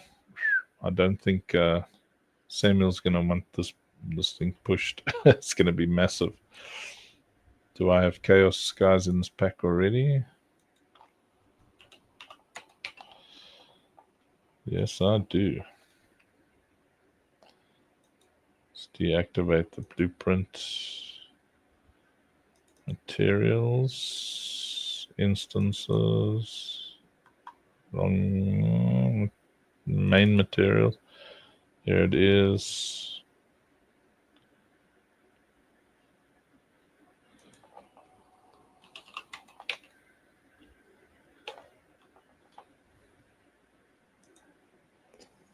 Oh, I'm an alien.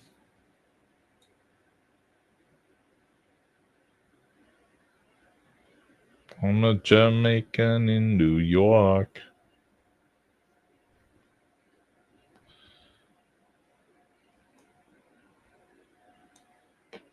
Yeah, so where's the thing I just put in here?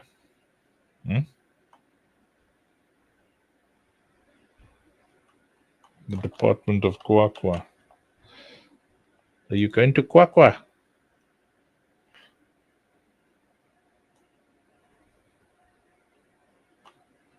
Sure, glad I didn't get rid of my very expensive to place building. So what is this? It was Light material functions instances. Main materials. Huh? Instances. What?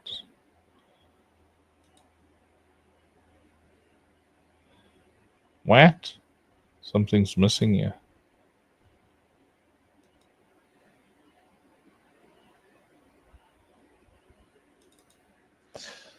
I think that's mostly it. If you've got questions, I'm happy to answer. I think quite a big thing is that we found a nice menu system today. Oh, killer! You got to see this.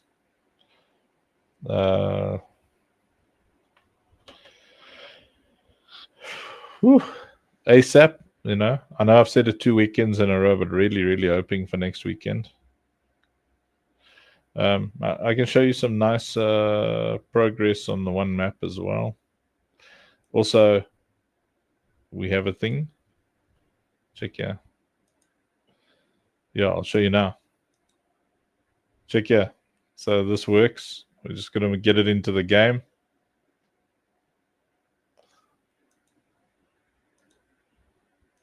Yeah, you can fly it. Yeah. Control it with your mouse. Yeah, it's awesome, eh? So,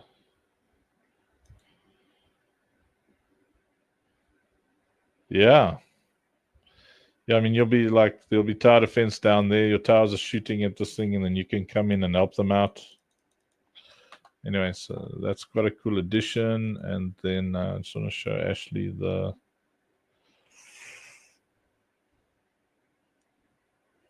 I've got to load it up. Load it on up.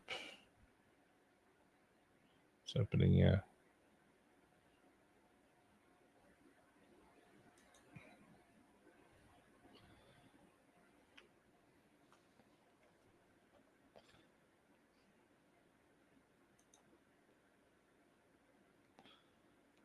I'm just going to push this.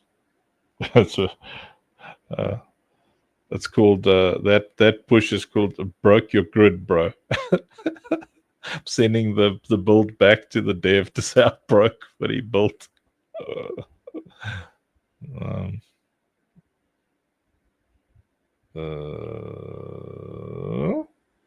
Show an explorer. There we go.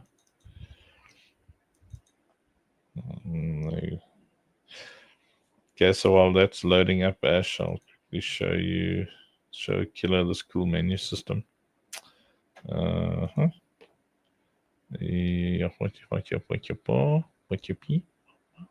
What's this?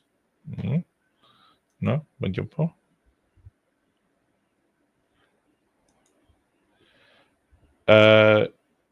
yeah, it makes your life a lot easier. Preview video. So it's got all the blueprints built in already.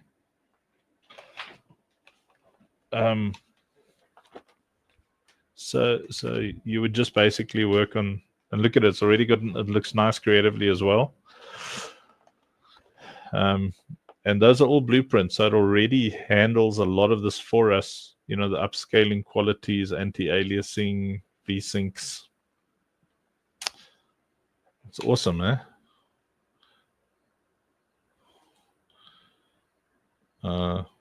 Yeah, so it can switch off shadows, that kind of thing. So I mean, you do bare minimum of things to this. How are you doing with the? Are you still experimenting and testing and? Oh, nice. See, they like all the loads and saves and. See, Ash got pretty, yeah.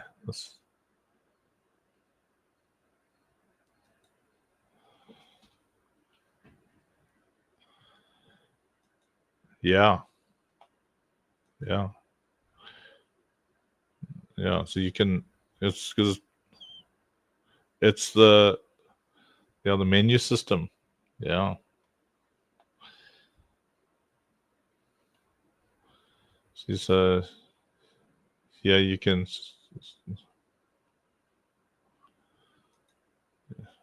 Yeah, easier. Yeah.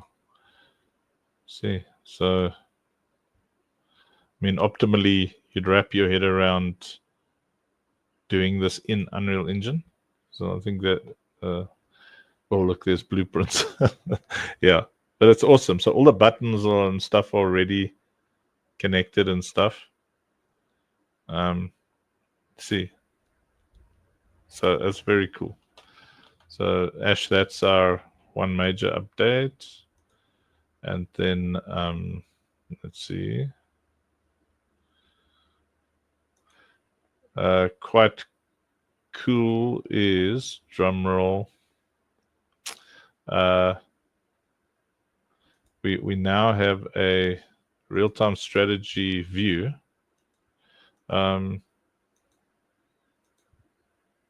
This is our test map. So when you go like this, see, normally you place like that. Now you've got the option to go here. And then you can plonk things down like that. That's cool, eh?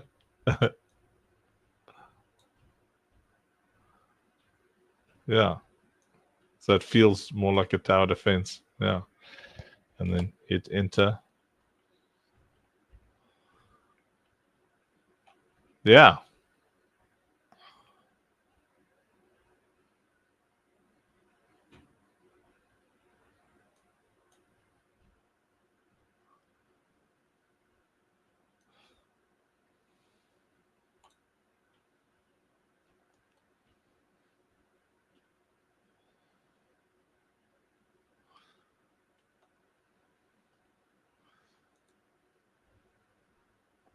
Yeah, we can definitely do stuff like that. That's a definite thing we need to put on that to-do list there.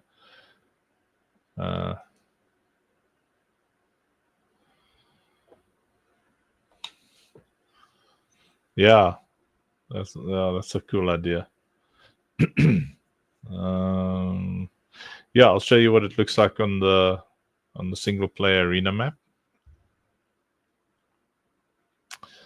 21 folks watching. Hello, everybody.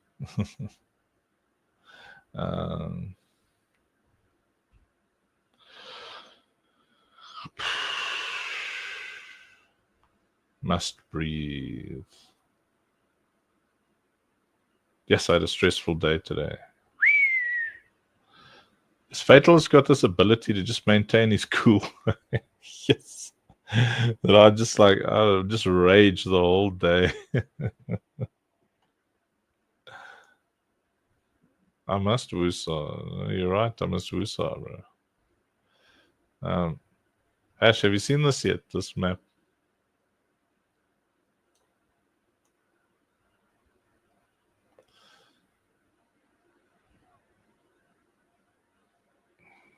So that's, yeah. So this is your single player map. This is what you'll most likely be testing next weekend. See, so when you push play, oh goodness, it's still building navigation. Let me just wait. So I broke the ability to put towers down.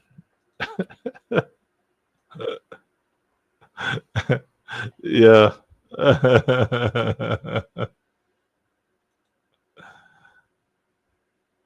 Yeah, see, so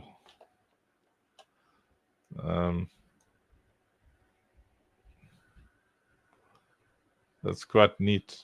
So this one's massive. I want to be able to scroll out further. I broke something there as well. You can put things down once they put down. So this is like where you came in, you know. You came down in that little shippy over there. See? And when you die, you can respawn in that thing there. And this is the battleground. So that's a big enemy ship. I don't know if you've seen that yet, Ash. Yeah, so it's cool, eh? There's your ship. Yeah.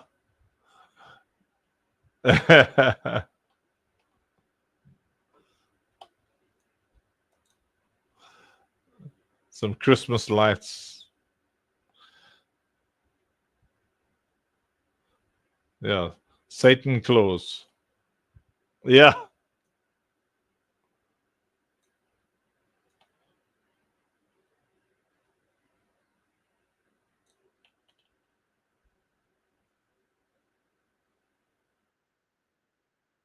Anyway, yeah. So in this mode, so what happens is it's the usual waves are coming at you. Kill, kill, kill, kill, kill. And you'll kill a little boss. Kill, kill, kill, little boss, bada, bada, bada. And then you'll get transported to a corner where you got no turrets and you got to fight the little boss here. Just you and the boss. Pew, pew, pew, pew, pew, shooting at them. And then rinse, repeat, back in that center area that I'm probably not going to. There we go. For waves, fight, transported to another corner, kill another boss, and then in the end, big world boss will appear like over here somewhere. And then that thing is slowly making its way to your core. So you got to whack it with your guns and with your turrets and everything. So that's progress on that one. Yeah.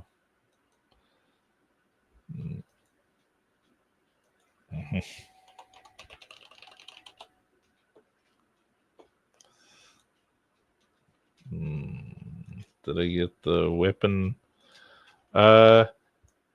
Yes. Yeah, so we found that certain models stand by, launching another instance of Unreal Engine because why not? So it works best with these droids, actually. And it looks very, very cool.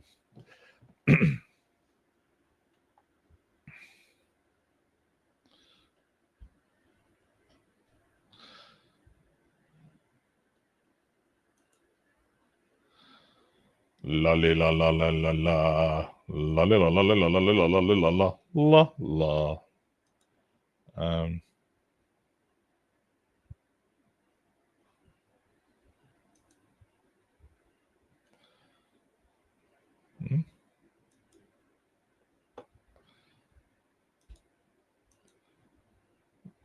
So let me just open that asset editor. So viewport.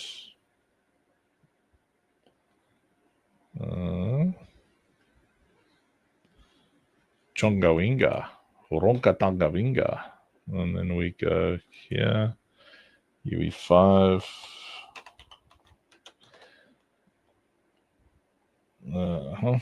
Scrolly. So it's funny. So this is these UE5 meshes are the ones that are working. So I'll show you, like Peg Leg Joe works. It's kind of me, eh? Check with his peg leg. So that works quite well.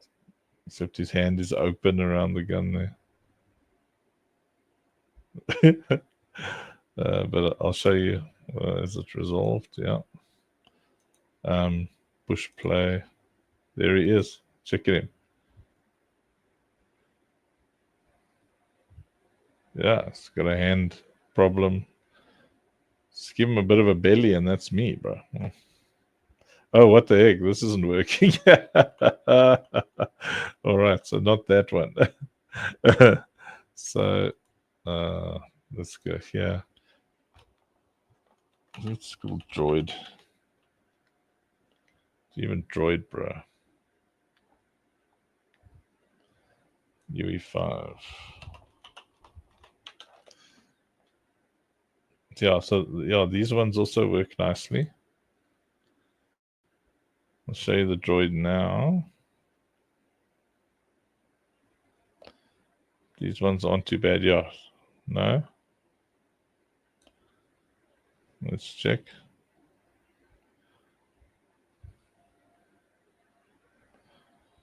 No, she's not closing her hand around that.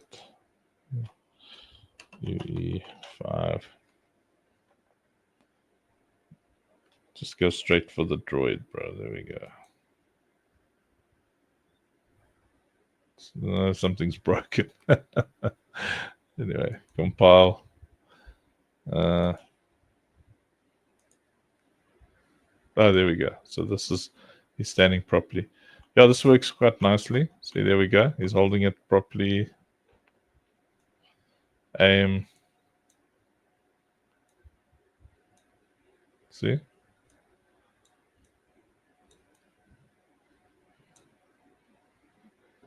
Loads up nicely.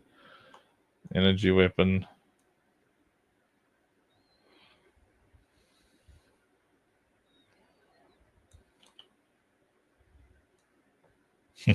Cool, eh?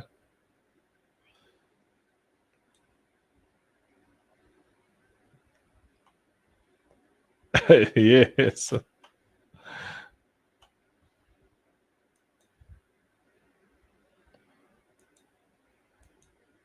So Ashley can make him pink.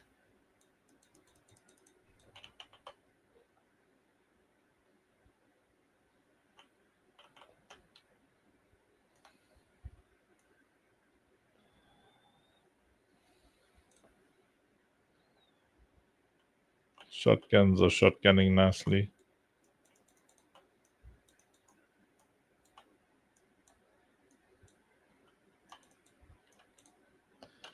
Different kinds of shotguns.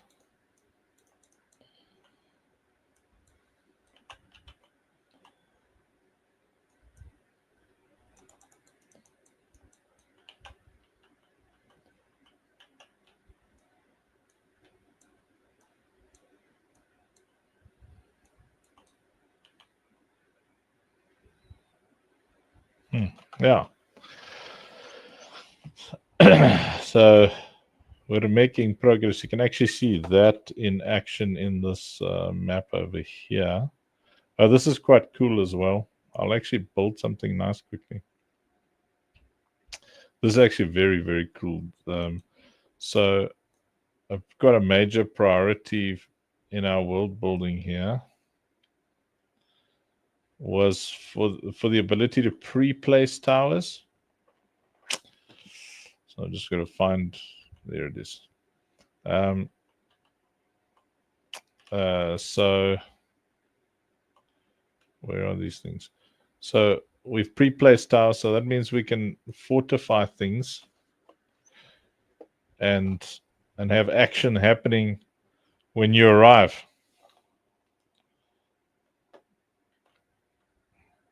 So you see, these are already pre-placed. So I can put them on top of buildings, and as you come in, you know, he's also shooting nicely.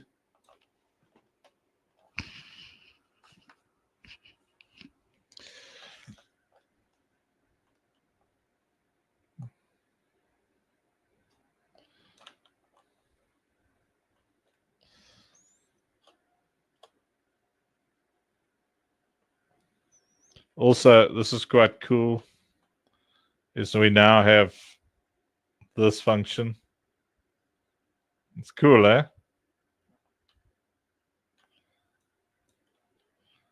Yeah, we wanted to do that originally, but we couldn't because of that system, but now he's upgraded the system. See.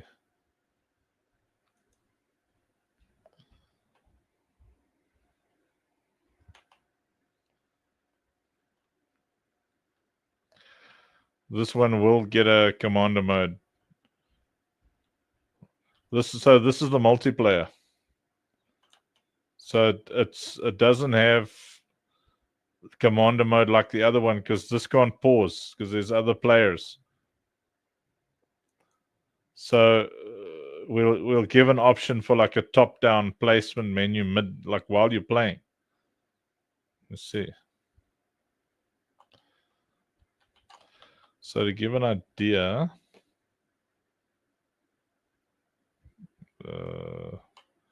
what were those things called? But anyway, to give an idea how cool this really is,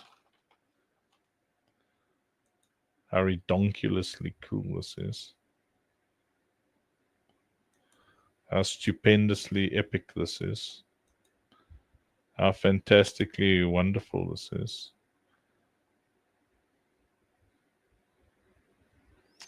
ABCD, sure, hello. Screens, props, modular, lightning. So. Give me some blueprints, man. Don't fight with me.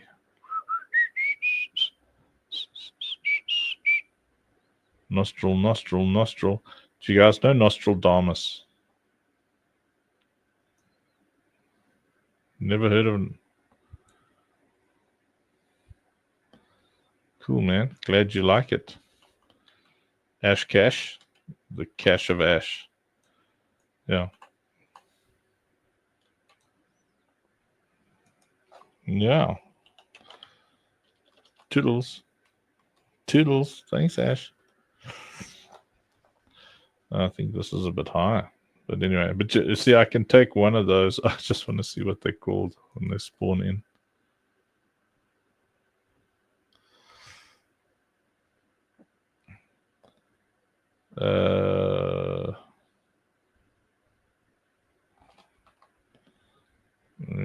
Let's type in sniper. Pre-place. That's the word. So there's snipers over there. So for example, those pre-placed turrets. No, so we can create scenarios. Obviously, I'm just putting this building down because it's very light. It's light and it's light. Stop with the fast camera movement. Let's see here.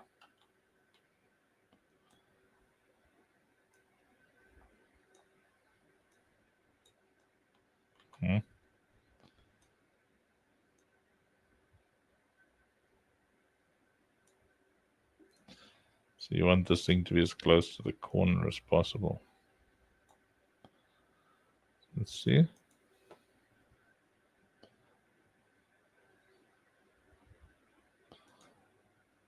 Well, I don't think it's got that kind of range. Does it? Oh, yeah. Check that.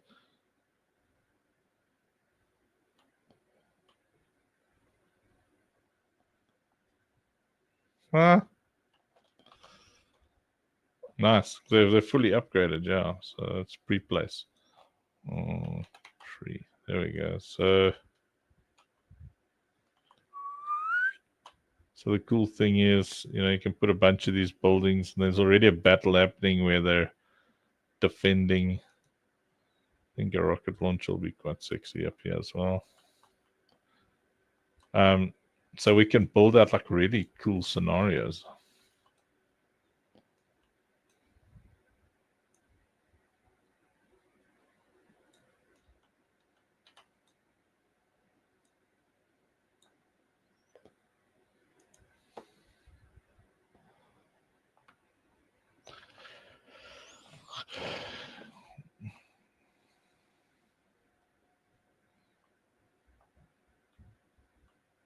So is he launching anything?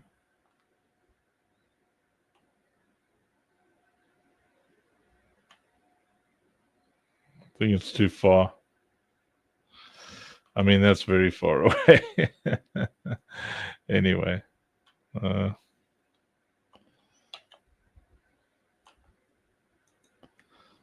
as well just put down a proper little building there, seeing where.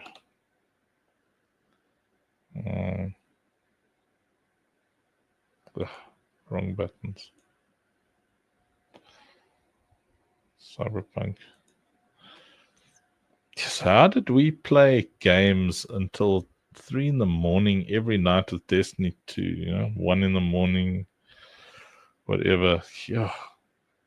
Did we just suddenly get old, or was it just me? What do you mean we, paleface? Yeah.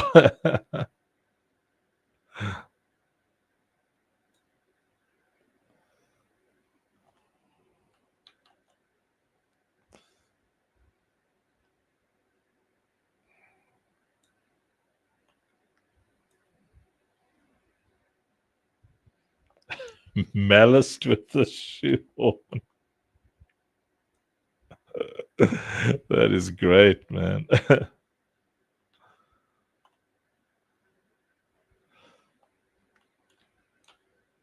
pre-placed grenade launcher.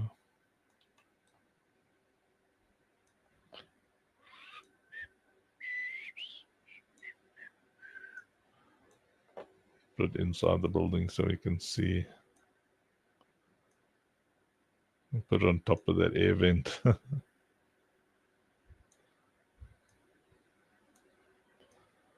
It's quite neat, yeah. So you can have like these defensive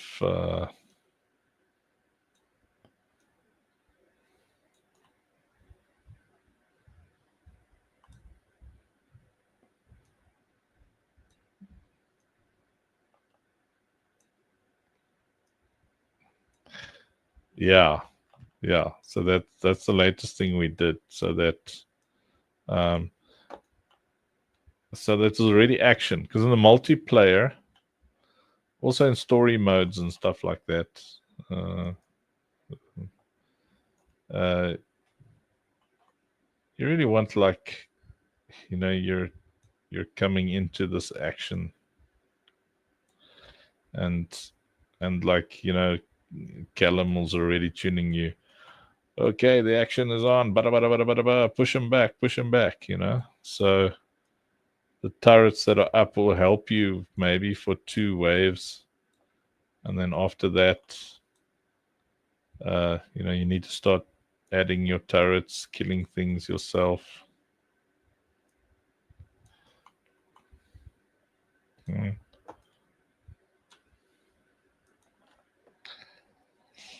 Yeah, well, we decide what we can and can't do. So yeah.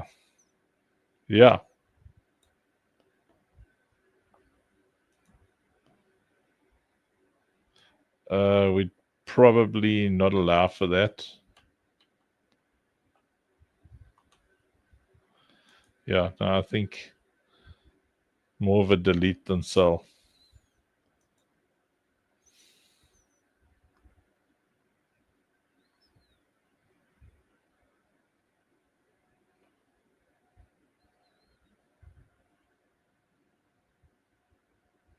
Yeah, it's cool.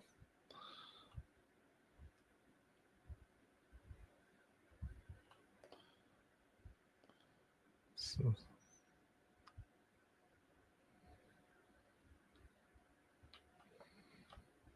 this guy's close by there, whacking the hell out of them.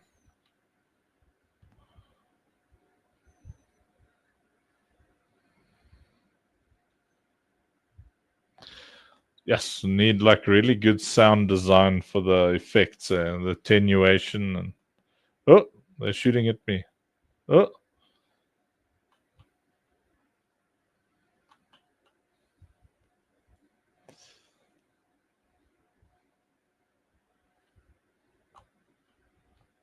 sound design. Yeah, it's very cool there. If that's all you do, I used to do stuff like that.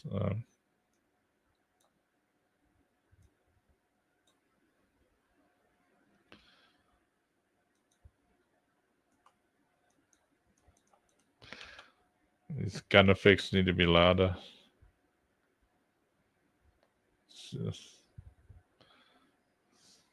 See, they're all canceling each other out, those sounds.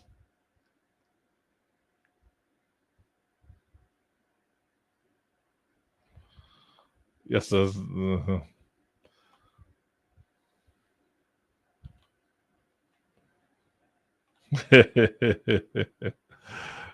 that's quite aggressive. And that other dude is like spawning in front. Doesn't matter.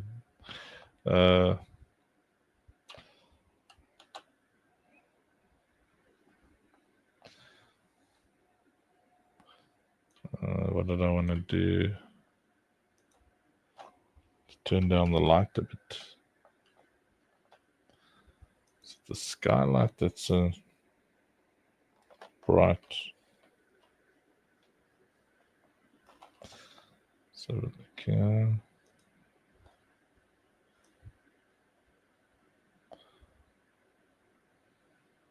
It doesn't seem to be the skylight. Oh, there's the directional.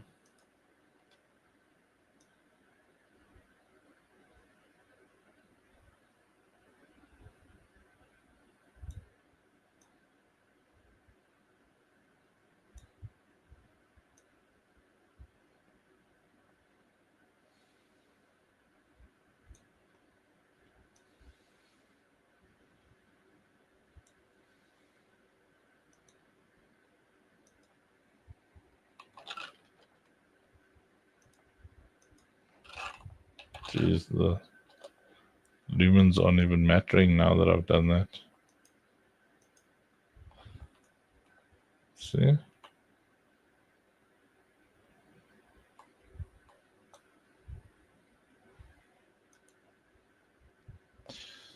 That's pretty easy because we've got a program for that.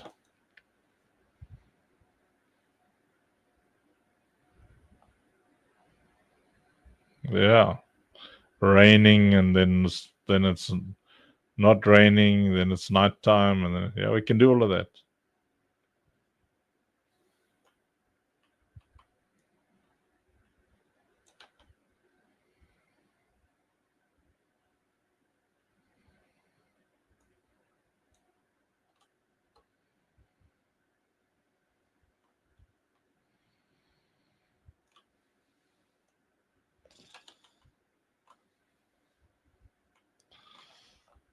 Oh, that's not bad. Yeah, building the game we want, bro. That's like the one we want to play. It's no joke because we're fussy, yeah. It's spoiled for choice.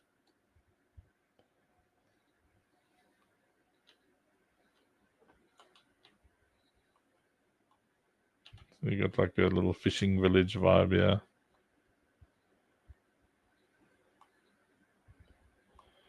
Something strange going on with this water.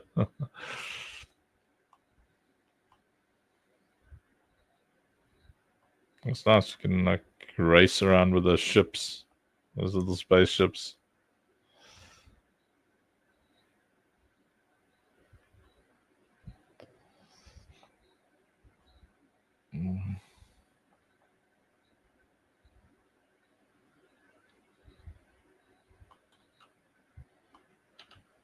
Yeah.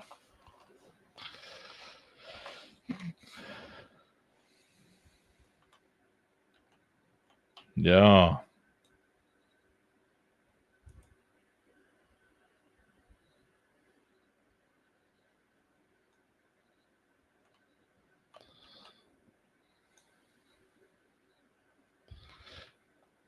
Absolutely.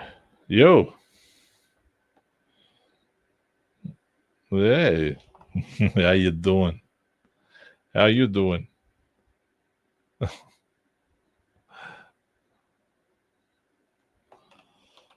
If you're not Pulkit, then who are you not? So, but the question is who you're not.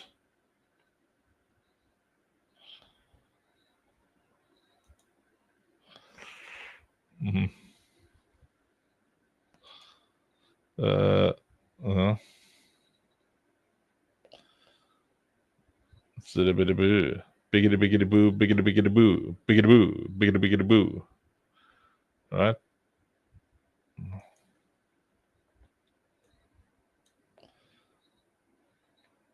Happy birthday.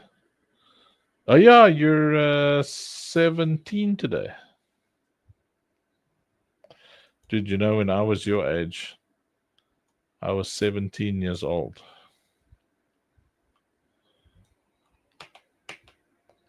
Check out this cool skin there.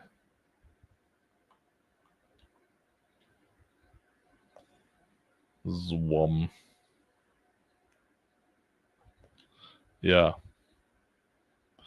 Am I lying?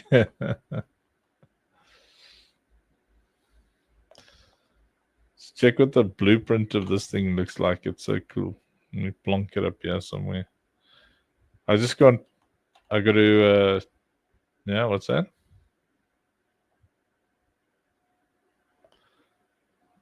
UE5, my man. It's the Christian thing to do.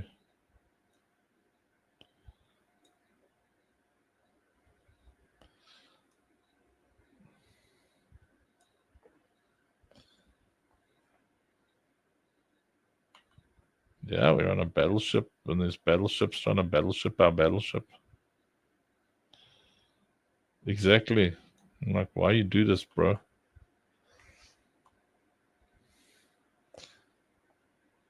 So if you're inside this thing, so these are all the things that it just takes a bit of blueprint, but check here, it's already got like nice things inside, you know? Now we just need to get the hands to wrap around the things. And this one's already got like VR functionality. Yeah. This is the kind of view I want, you know? So you can go outside the ship if you want with the outside ship view. You know, you look down at the thingies there. You look up and then you're flying around. But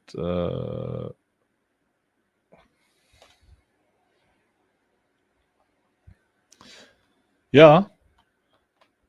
So the idea is, so you know, in the same way that things spawn and come to you, and they're trying to do some destroy something. You just have these. So these ships over here, they've got these drones. See. So these ships are AI. They're robots, and they've got drone robots. So these things drop off and fly. And so you have a spawn point here, and it's tower defense again. It's coming for the ship.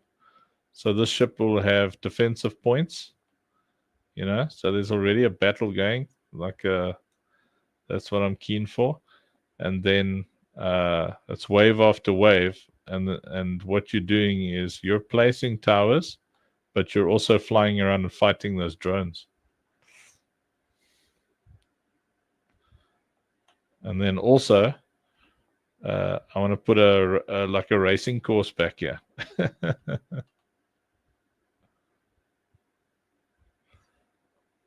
So I can't figure out how to fly this thing yet, but you can. I just got to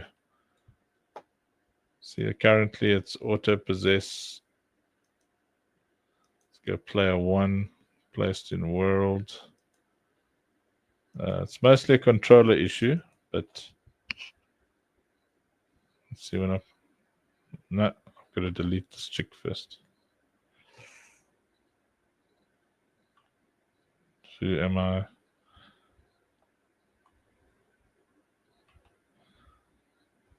Oh. I think it's this character here. Yes. Just type player.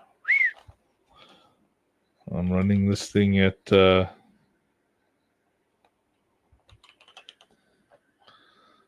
start, which delete us, yeetus. See what happens now. Still there. Beat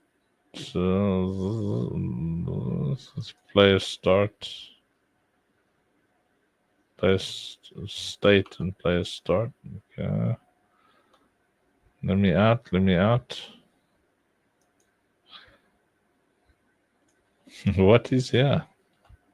It's this chick here. Is this who I am? So then,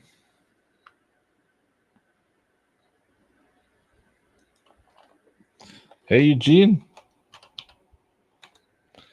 you're looking good, my man. You're a good looker. The mighty Eugene Michael. Players, I'm disabling that. Push play. Brah, what is watting here, man? Is it brah? Okay. B type. It must be this thingy. No, player 1. Let me player 0. Try again.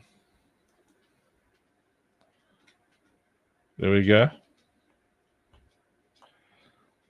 Yeah, so it's supposed to be moving forward. Now I'm just crashing instead.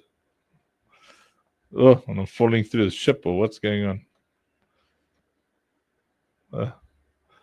Yeah, no, a massive failure. Massive failure. Do you even failure, bro? Anyway, yeah, so what is love, baby? Don't hurt me no more. I think that's most of the update. I don't know. Blush, you got questioni, squash, balonies? Questions?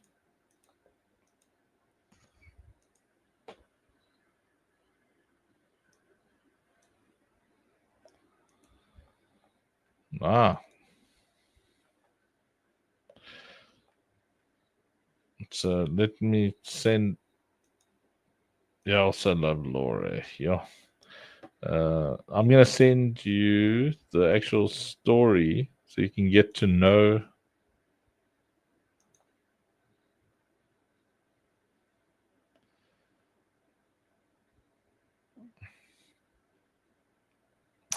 But wait. Is the book in there? In the thingy? From darkness. I think that's it. The Holy Bible. No, that's not the stuff there. So it must be in documents.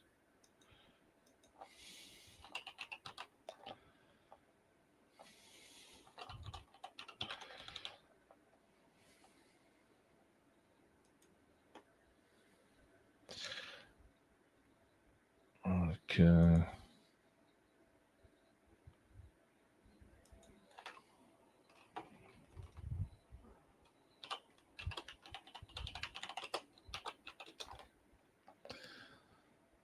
There's Blush. Bonkedy from yes.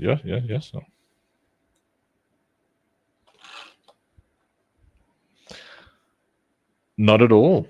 That's Joey's department. Have you made it your department? Oh, okay. Yeah. Put that in Joey's lap. Why are you doing extra stuff on your plate that should be on someone else's plate? Because yeah. So maybe they just didn't see things and things didn't see them. Yeah. Well, there's Sammy. Yeah.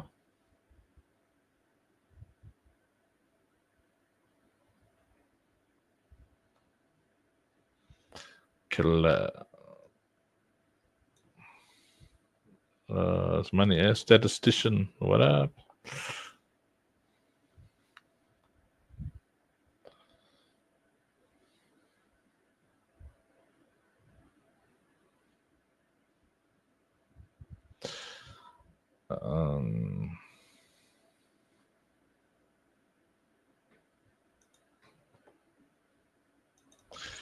See, so what I just sent you. Oh, yes. My 2 babies. Hello. She's not shy yet.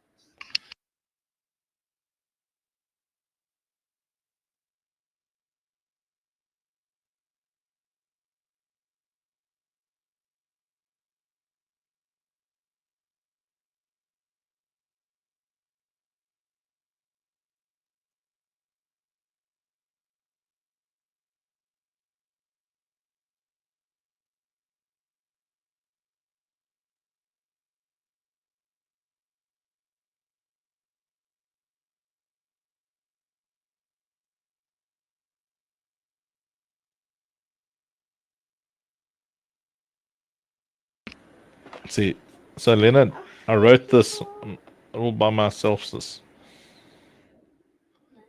like a whole book. Oh, I'm cool, eh? Yeah, it's a young adult style. As Uncle Funk joined my channel. Let's see who's that. It's time.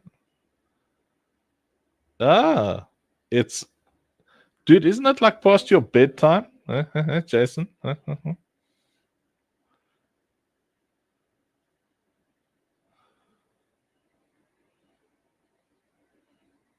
Ah, nice, nice, nice.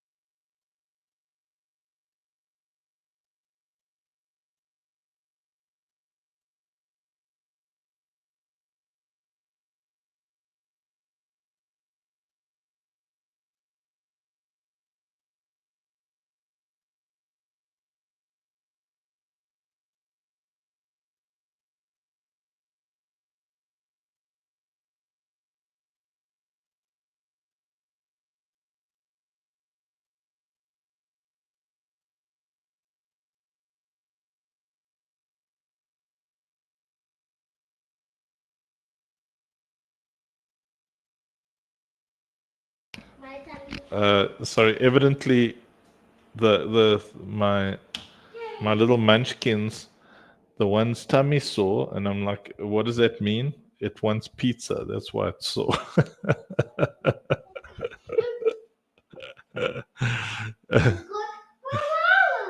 Yes. My wah wah wah. Then I say wah wah wah. I mean wah wah wah wah. You must be in bed in 5 minutes. And Wigan.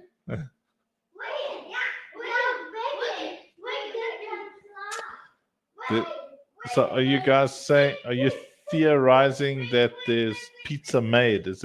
Or are you telling me I must make pizza at 10 o'clock at night? That's a negatory. I'm not going to make you pizza at 10 o'clock at night. Bro, you can, yeah. Till he makes pizza. No, I'll tell you what, you guys come here and babysit Pizza High 6-year-olds with that lack of carbs, my man. We can make our own pizza. Yes. We're 6 years old. Come on, where's the pizza? We're 6 years old. Yeah. Come on, we're 6 years old. Yeah, I've got an idea that your idea will produce 2 energy bunnies that are awake until 3 in the morning, grumpy to wake up tomorrow morning. So I'm thinking, come spend the weekend. Yeah. I can have a croissant. Do you want a croissant? What do you want to put on the croissant? Put it in there and then. You want to put pizza on the croissant? These guys are naughty. Do you want to talk to them and tell them they're naughty? No, actually, you can't talk to them because they're going to give you ideas. So, do you want a croissant? So, do you each want a whole croissant? Or do you want to share one? No, I want to have. Okay. Yeah. Dada, remember when you had pizza when it was your birthday? I'm not going to say that word out loud with 2 6-year-olds here. What did you say when I had what drinks? Remember when you were 50? When I was 50. I'm still 50. Remember when you were 50?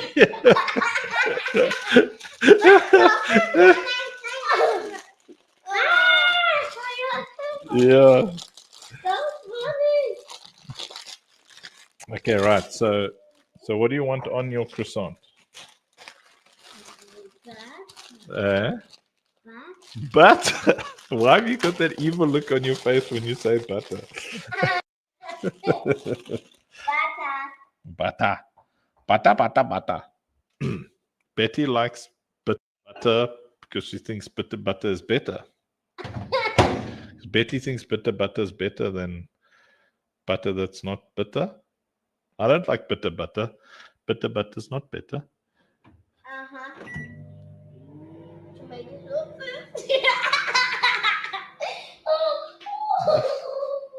Hey, I'll smack that button. Hey. Whoa. What's that?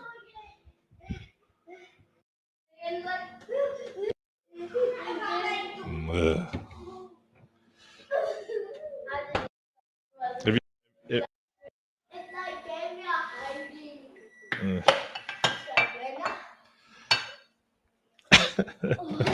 A doobly doo. I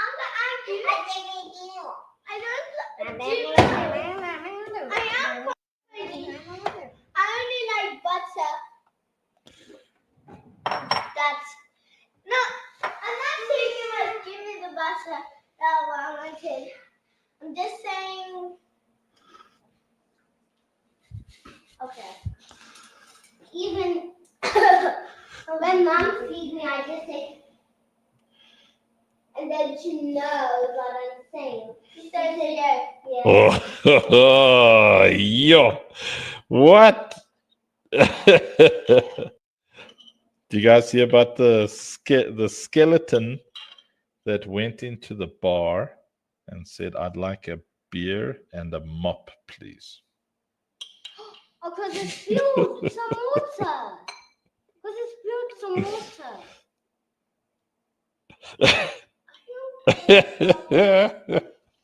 Hey, Jason, do you get it? Do you get it?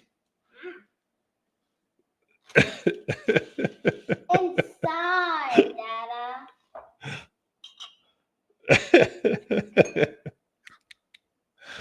Dada.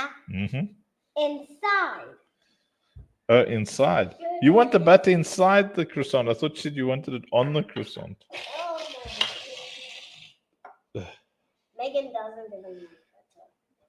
I only like butter that is melted. Well, I put it on top of everything. If you give me a bread roll, like people open the bread roll, I'm like, don't open my bread roll.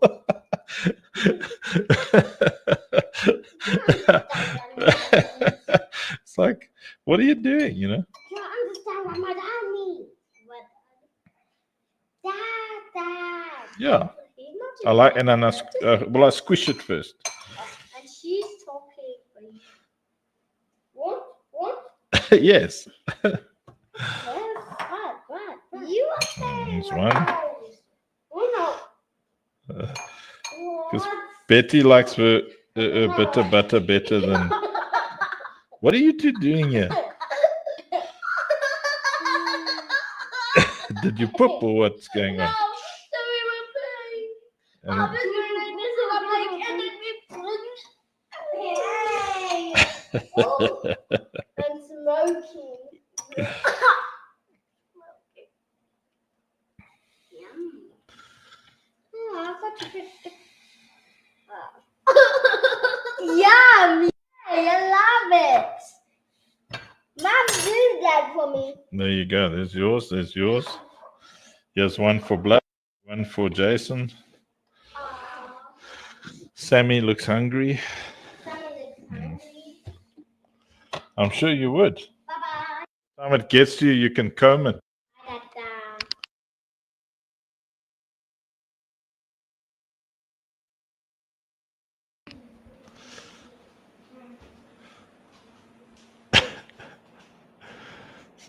So you don't like pizza sandwiches?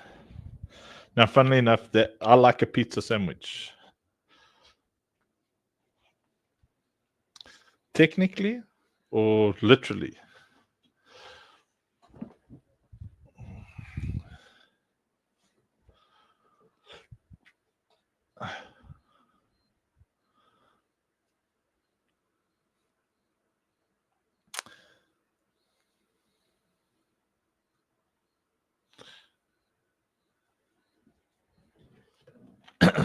Come, let me read from my book that I wrote where a girl fights dudes. Huh? Oh, that's the way it's gonna be.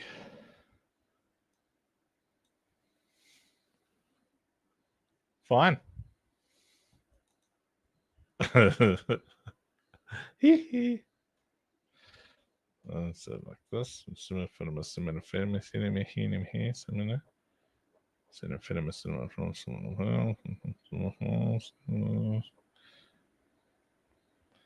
I do a lot of pop references, whatever. So, yeah, Killer, you've read this.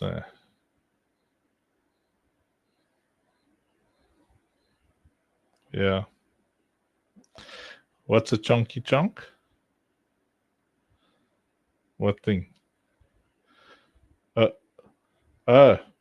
It's like you can read it in 20 to 30 minutes. It's a toilet read, man.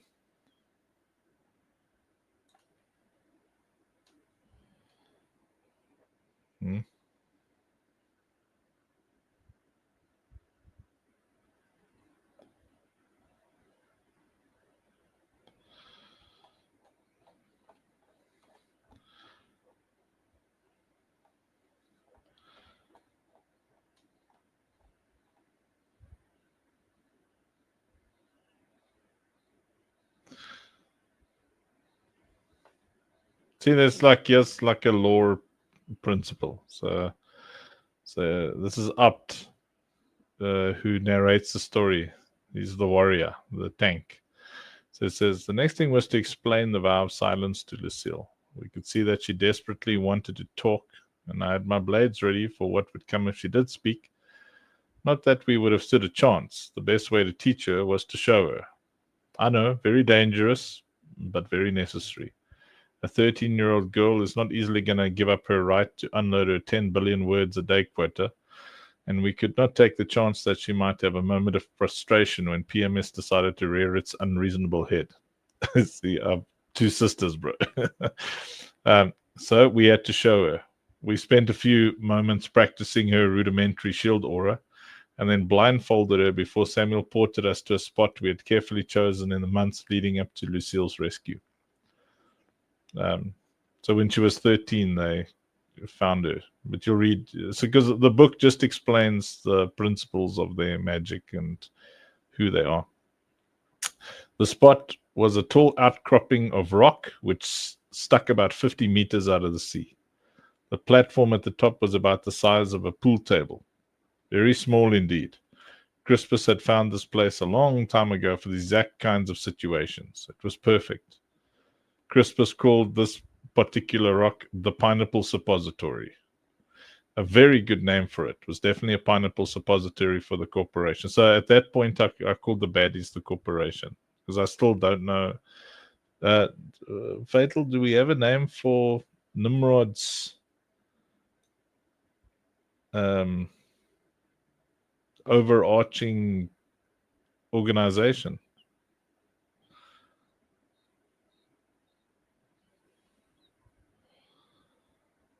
A bunch of others, yeah.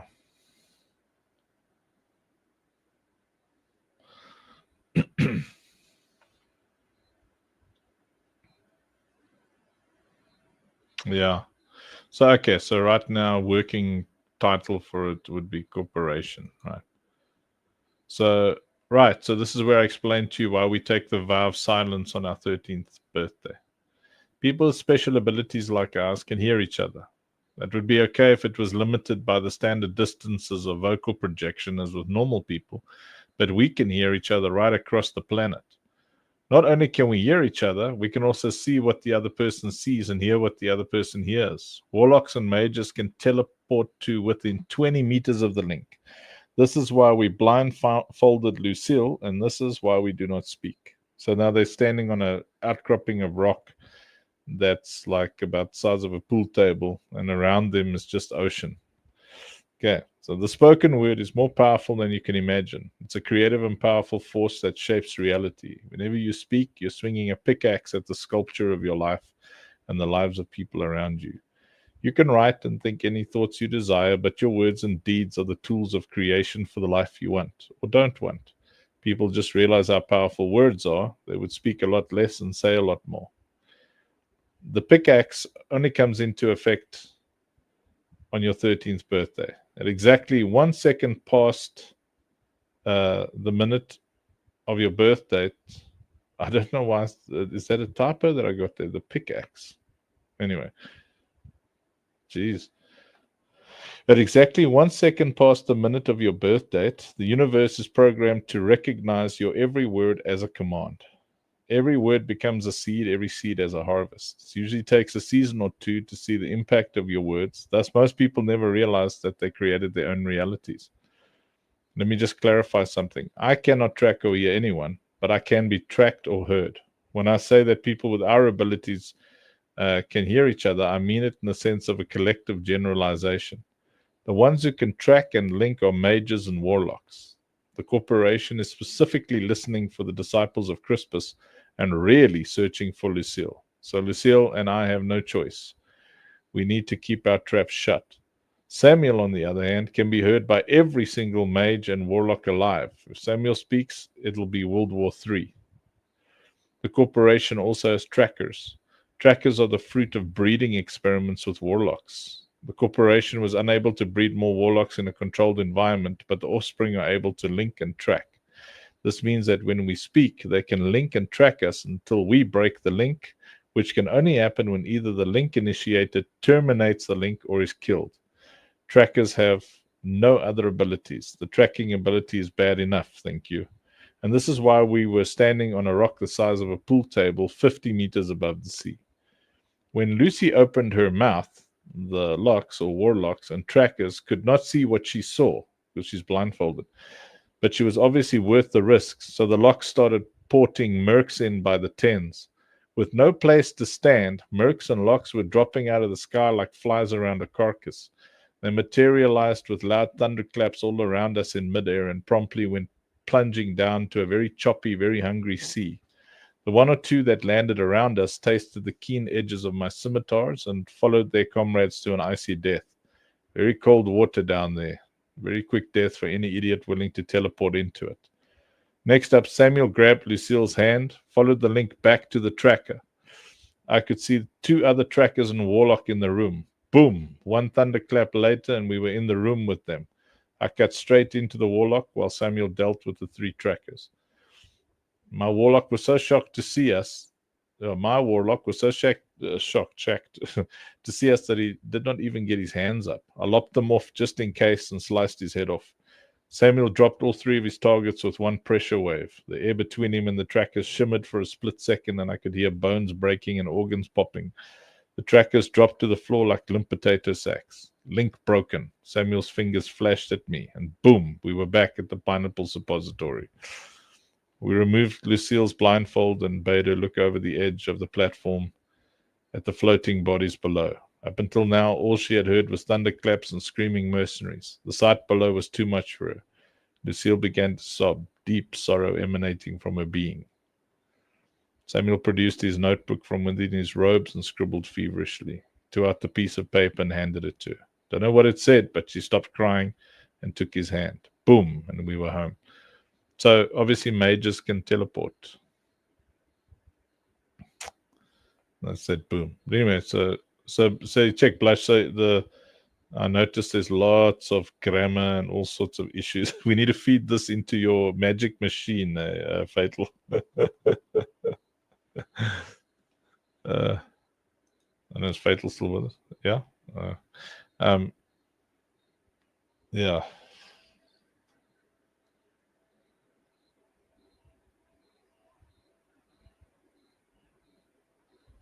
Yeah. Yeah, I meant more of for my grammar and whatnot. Yeah, I mean, like this will be just the anchor for whichever writer we find. To like have like a nice kind of slightly tongue-in-cheek geez, even if AI gets to a place where it can completely copy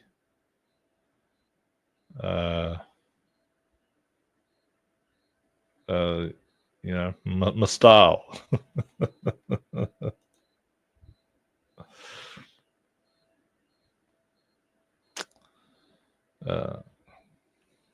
Yeah, because it's a very, I mean, I've got a distinct writing style that's very kind of teenagery.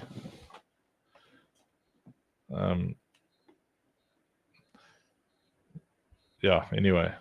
But yeah, so Blush, by the time you've read it, you'll kind of know Lucille well. You'll know Samuel, you know Uptes, you know Crispus is, which is the goal with that book. You'll know the magic systems. And Sammy, have you read that that book?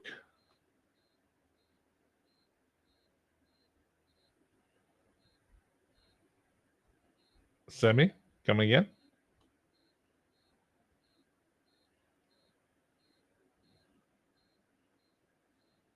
Okay.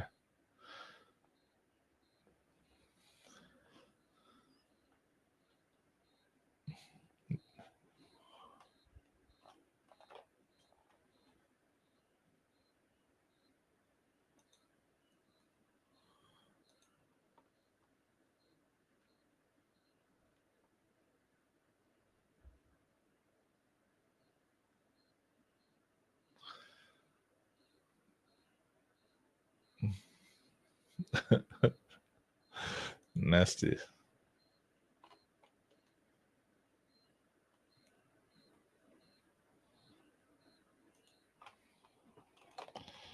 Um,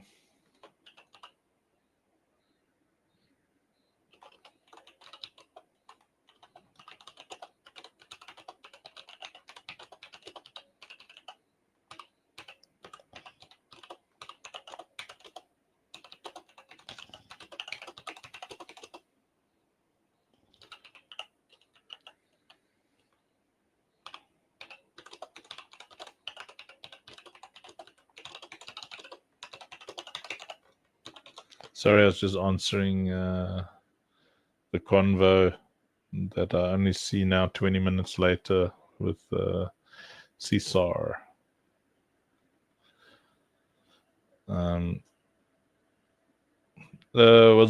What was the question?